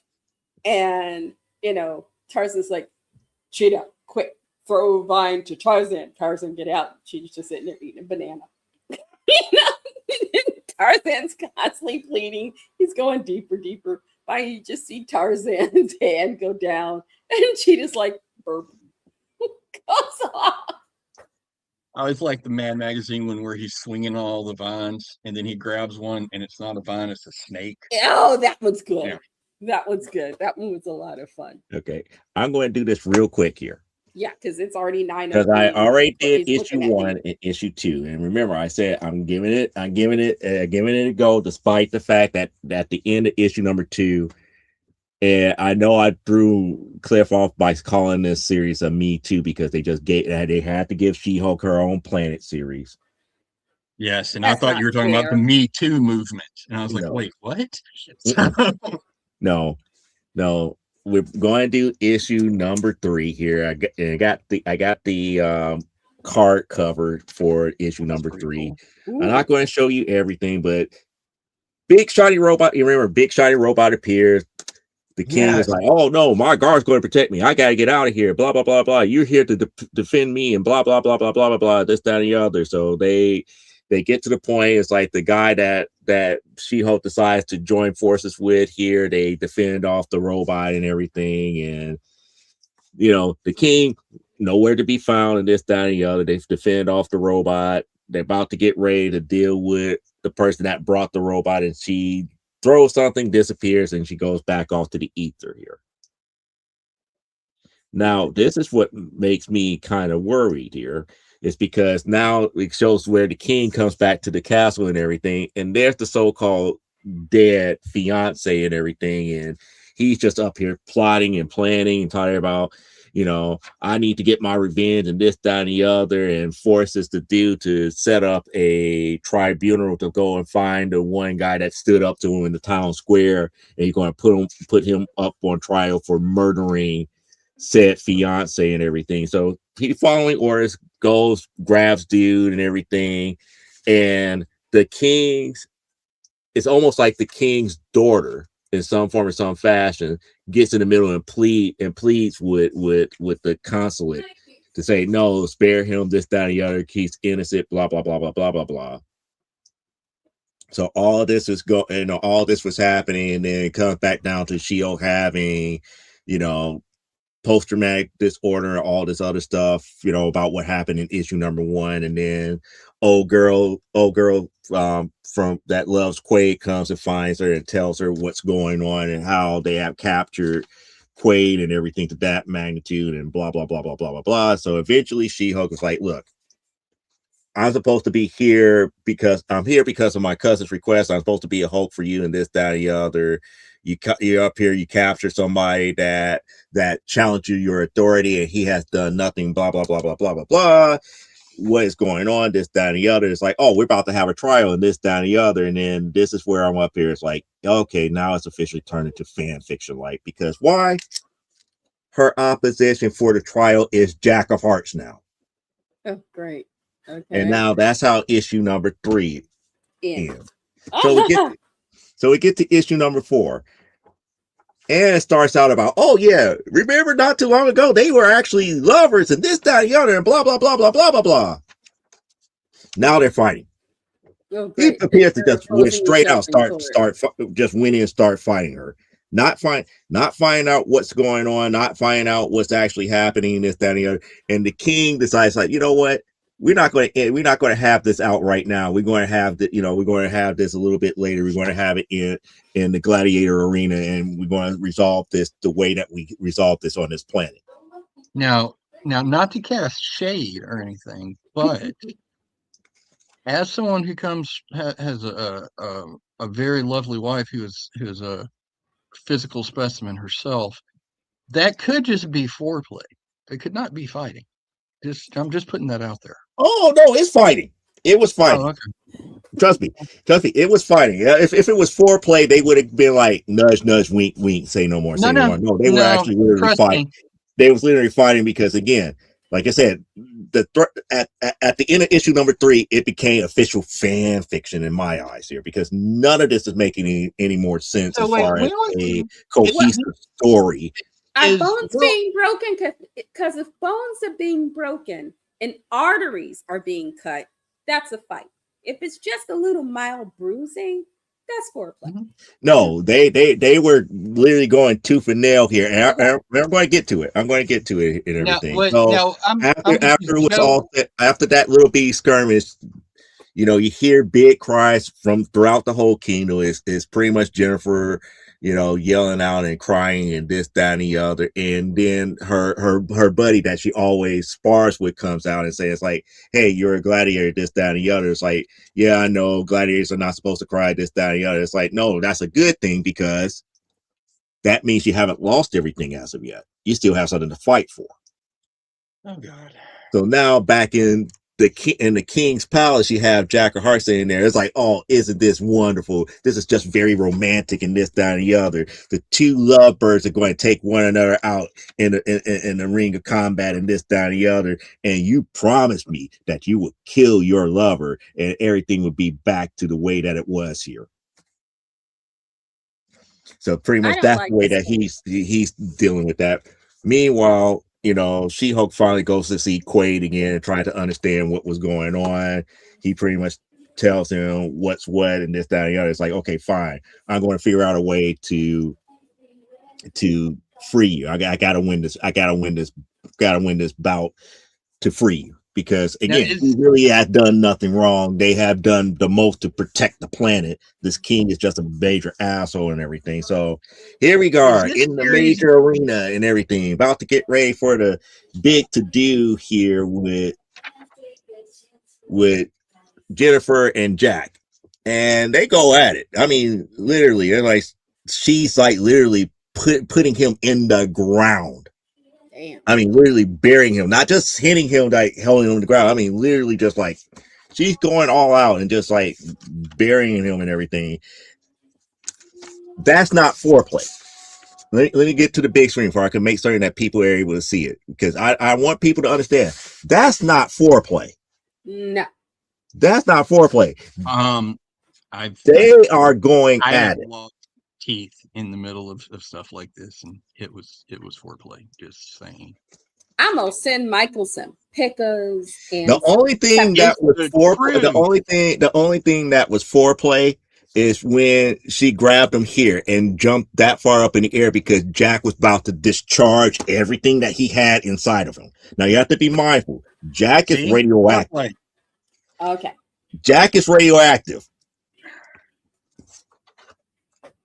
And you know, he's about to get ready to detonate. It's like, nope, I gotta kill you. It's like if I detonate, I can siphon your gamma radiation and you turn back to Jennifer and this, that, and the other. So she jumps so far up in the air, it's like, okay, fine. You know, I'll catch you when you fall, but however, you're about to detonate alone. So he detonates. Okay. All that destruction in the air and everything, the force of the blast from the detonation impels She-Hulk into the ground, but she didn't get absorbed. So she's like, okay, fine. I have a couple of seconds. Boom, catches him. He is out. Yay. And But when what? we say he is out, I mean he's clinging on to life. He barely has a pulse. Okay. This is where I get to the point where it's like, where's the story going? It has no direction anymore. So she says like, Wait a well, I minute. want this, that, or the other, let him go free, this, that, or the other. It's like, and then the king was like, no, you don't understand. It's like, you don't understand. The jury has already voted, and the verdict is guilty, and the person that she sparred with already cut off Quaid's head, and that's where this issue ends. That's like it has no direction. I was like, So wait, why? It's like, Jennifer. why are Marvel getting these people who? Okay, let They me don't let me care let me about let what's me let me let canon. me kind of Did put this in proper did perspective here, because Jennifer I'm not hit saying. the gym? She's really swole in that book. Again, it depends on who's really drawing her, because Okay. technically, ever since she came back from being gray, she technically has almost a smaller feminine build, like like her cousin Bruce. She is just that massive now. They actually So drawing her that massive. Okay. is She's no she longer dumb still? the if I could say it, the Jane Fonda workout girl. She could literally be Miss Olympia, a Is she very still tall Miss dumb? Olympia. She's just that massive. Is So Okay. she she still went from dumb like being she was like, for a how can little I while? put this? She went from being like Jane Fonda to what was the old girl's name? Nicole Bass level. Okay. Not But facial wise, but I thought about body build wise. is She's she just that still massive. is she still a dumb Hulk now? Because I know she No, was a no, dumb Hulk for a little she while. maintained. She's not dumb. She's not a dumb Hulk Okay. anymore. She's still she has the lawyer brain again. All right. So when was this series? Is this current coming out, or did this come out a few years ago? Where is this in the? It hasn't been that long. This one. It was in April. Okay. Okay, so it's all right. Earlier this year. Mm-hmm.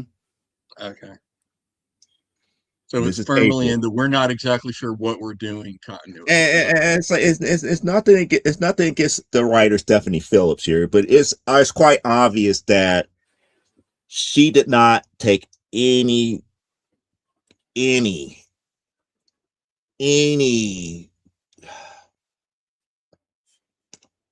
any preparation to maintain lore. By the time I got through reading issue number 3, it's like this went from, I was like, okay, this is new and different. I want to see, it doesn't make any sense in the right. I want to see where she's going with it. After issue number 3, it's like, oh, now it's fan fiction, because none of this is making sense.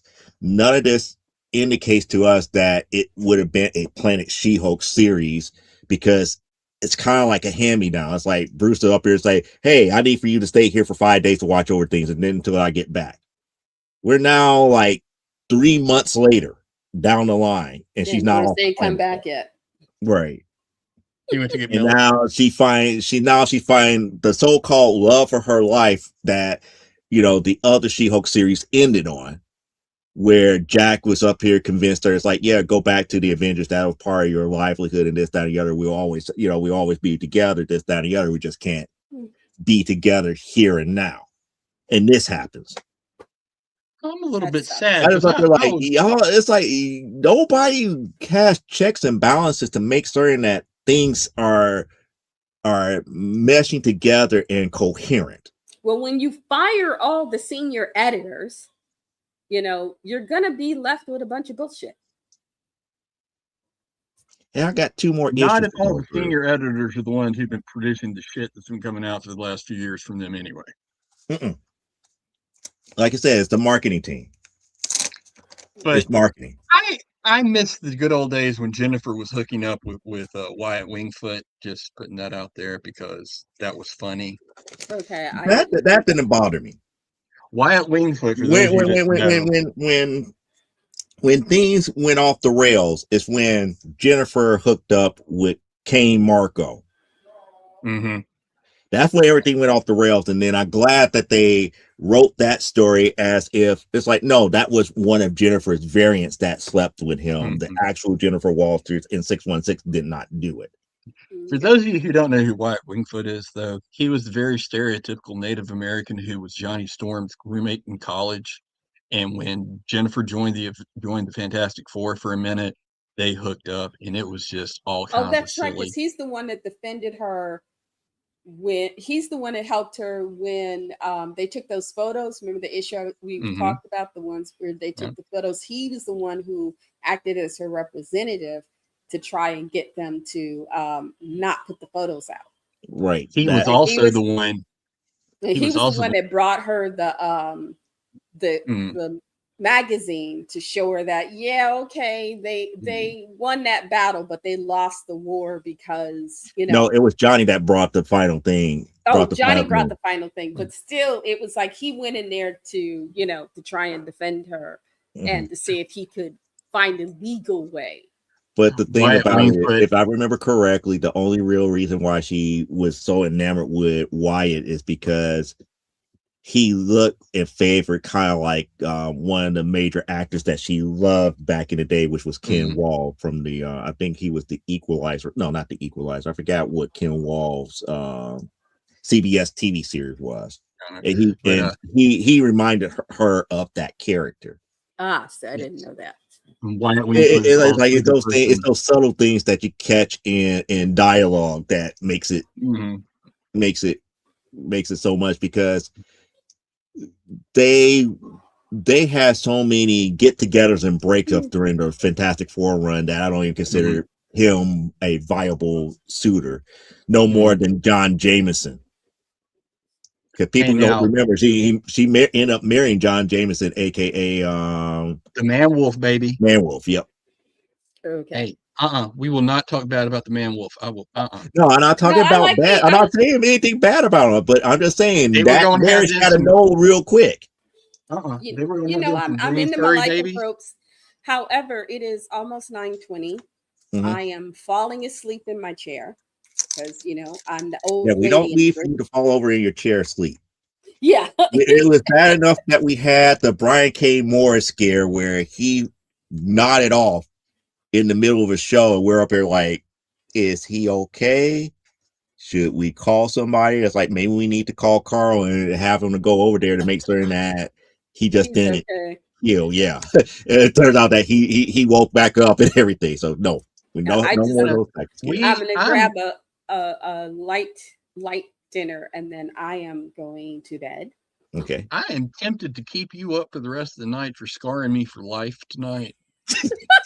So why? Because pickle and a peppermint stick. And pickle and Tic Tacs. There is a special place in Arkham. There is a special place in Arkham for people like you. That was a one-time thing, and we learned our lesson because that was just we each took a bite and went. So we learned that lesson. That was not a good thing. Okay, we learned that lesson. Don't put Tic Tacs in a pickle. But I'm just saying it was good eating for us Black teenage girls.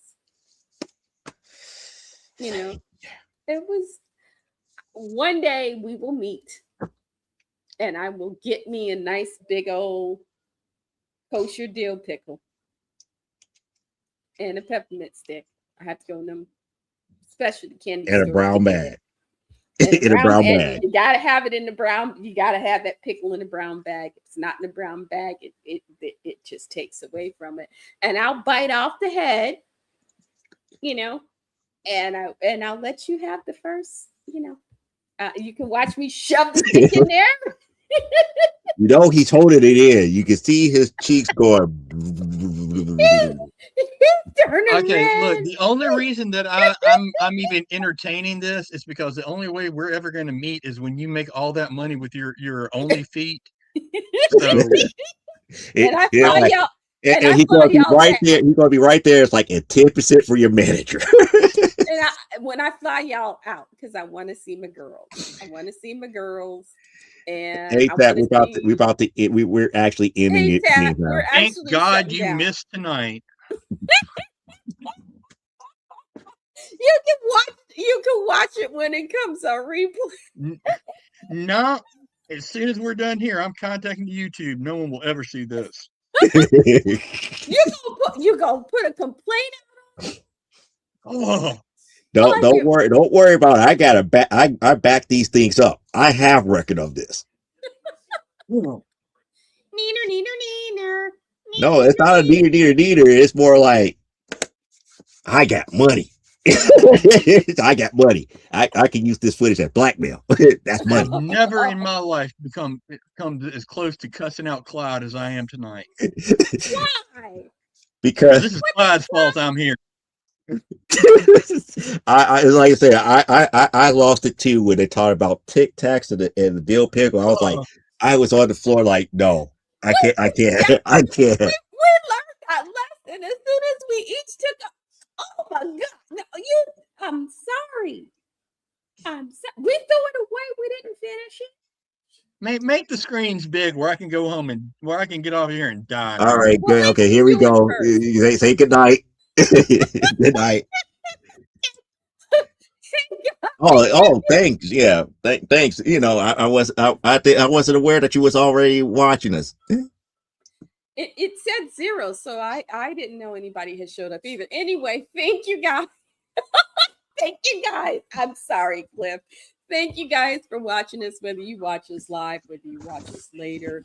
We love you. We appreciate you. I'm Elaine Haygood. My website, Lynn's Cap Online. Find me there. Find me on Facebook. Find my book, The Enslaved. You can get it in print or Kindle on Amazon. Book one of my comic book series was a graphic novel series, and The Coming of Nighttime is available on Kindle, $4.99. It's not that expensive, and it's 66 pages, so you're getting your money's worth, okay? So, go get it. Hopefully, eventually, I will get prints of this out, or call me. I have prints, but, anyway, that's a whole thing. Y'all take care. Be kind. Don't, please don't force feed pickles to your sons, because obviously these men can't handle it. I'll catch you later. Please.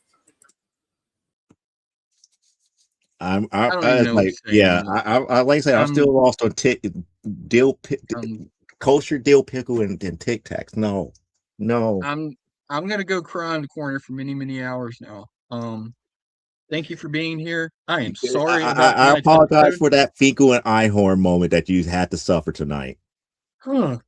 Uh, Next week, hopefully, none of that will happen. If you have a chance, check out Toshikawa Universe YouTube page this weekend, 6 p.m. Central, to hear the live stream with the voice cast, or just check out the motion comic when it drops at Friday night midnight or anytime that day. Um, you get bored, come down here to Mississippi, hang out with me. I won't give you a pickle with a peppermint stick in it, because God help me. Thank you. Come again. And that brings us to our sponsor for the evening, which is Plasma Fire Graphics. If you need a good cover for your novel, graphic novel, or comic book, guess what? Hit up Jeffrey Hayes. Why? Because you want an award-winning artist who is known for all of his covers that he did in the pulp field of writing to do your cover, because it gets people over to your table asking, hey, tell me more about this book here. And if you don't believe me, then believe what you're about to get ready to see right now.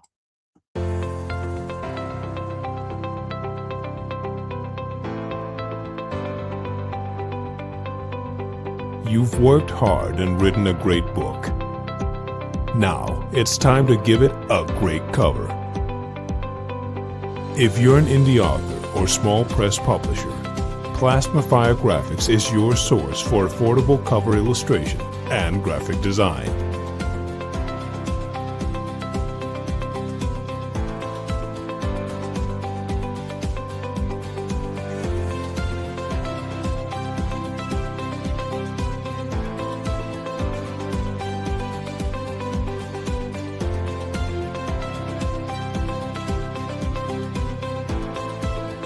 Plasmafire Graphics, when the look of your book matters to you.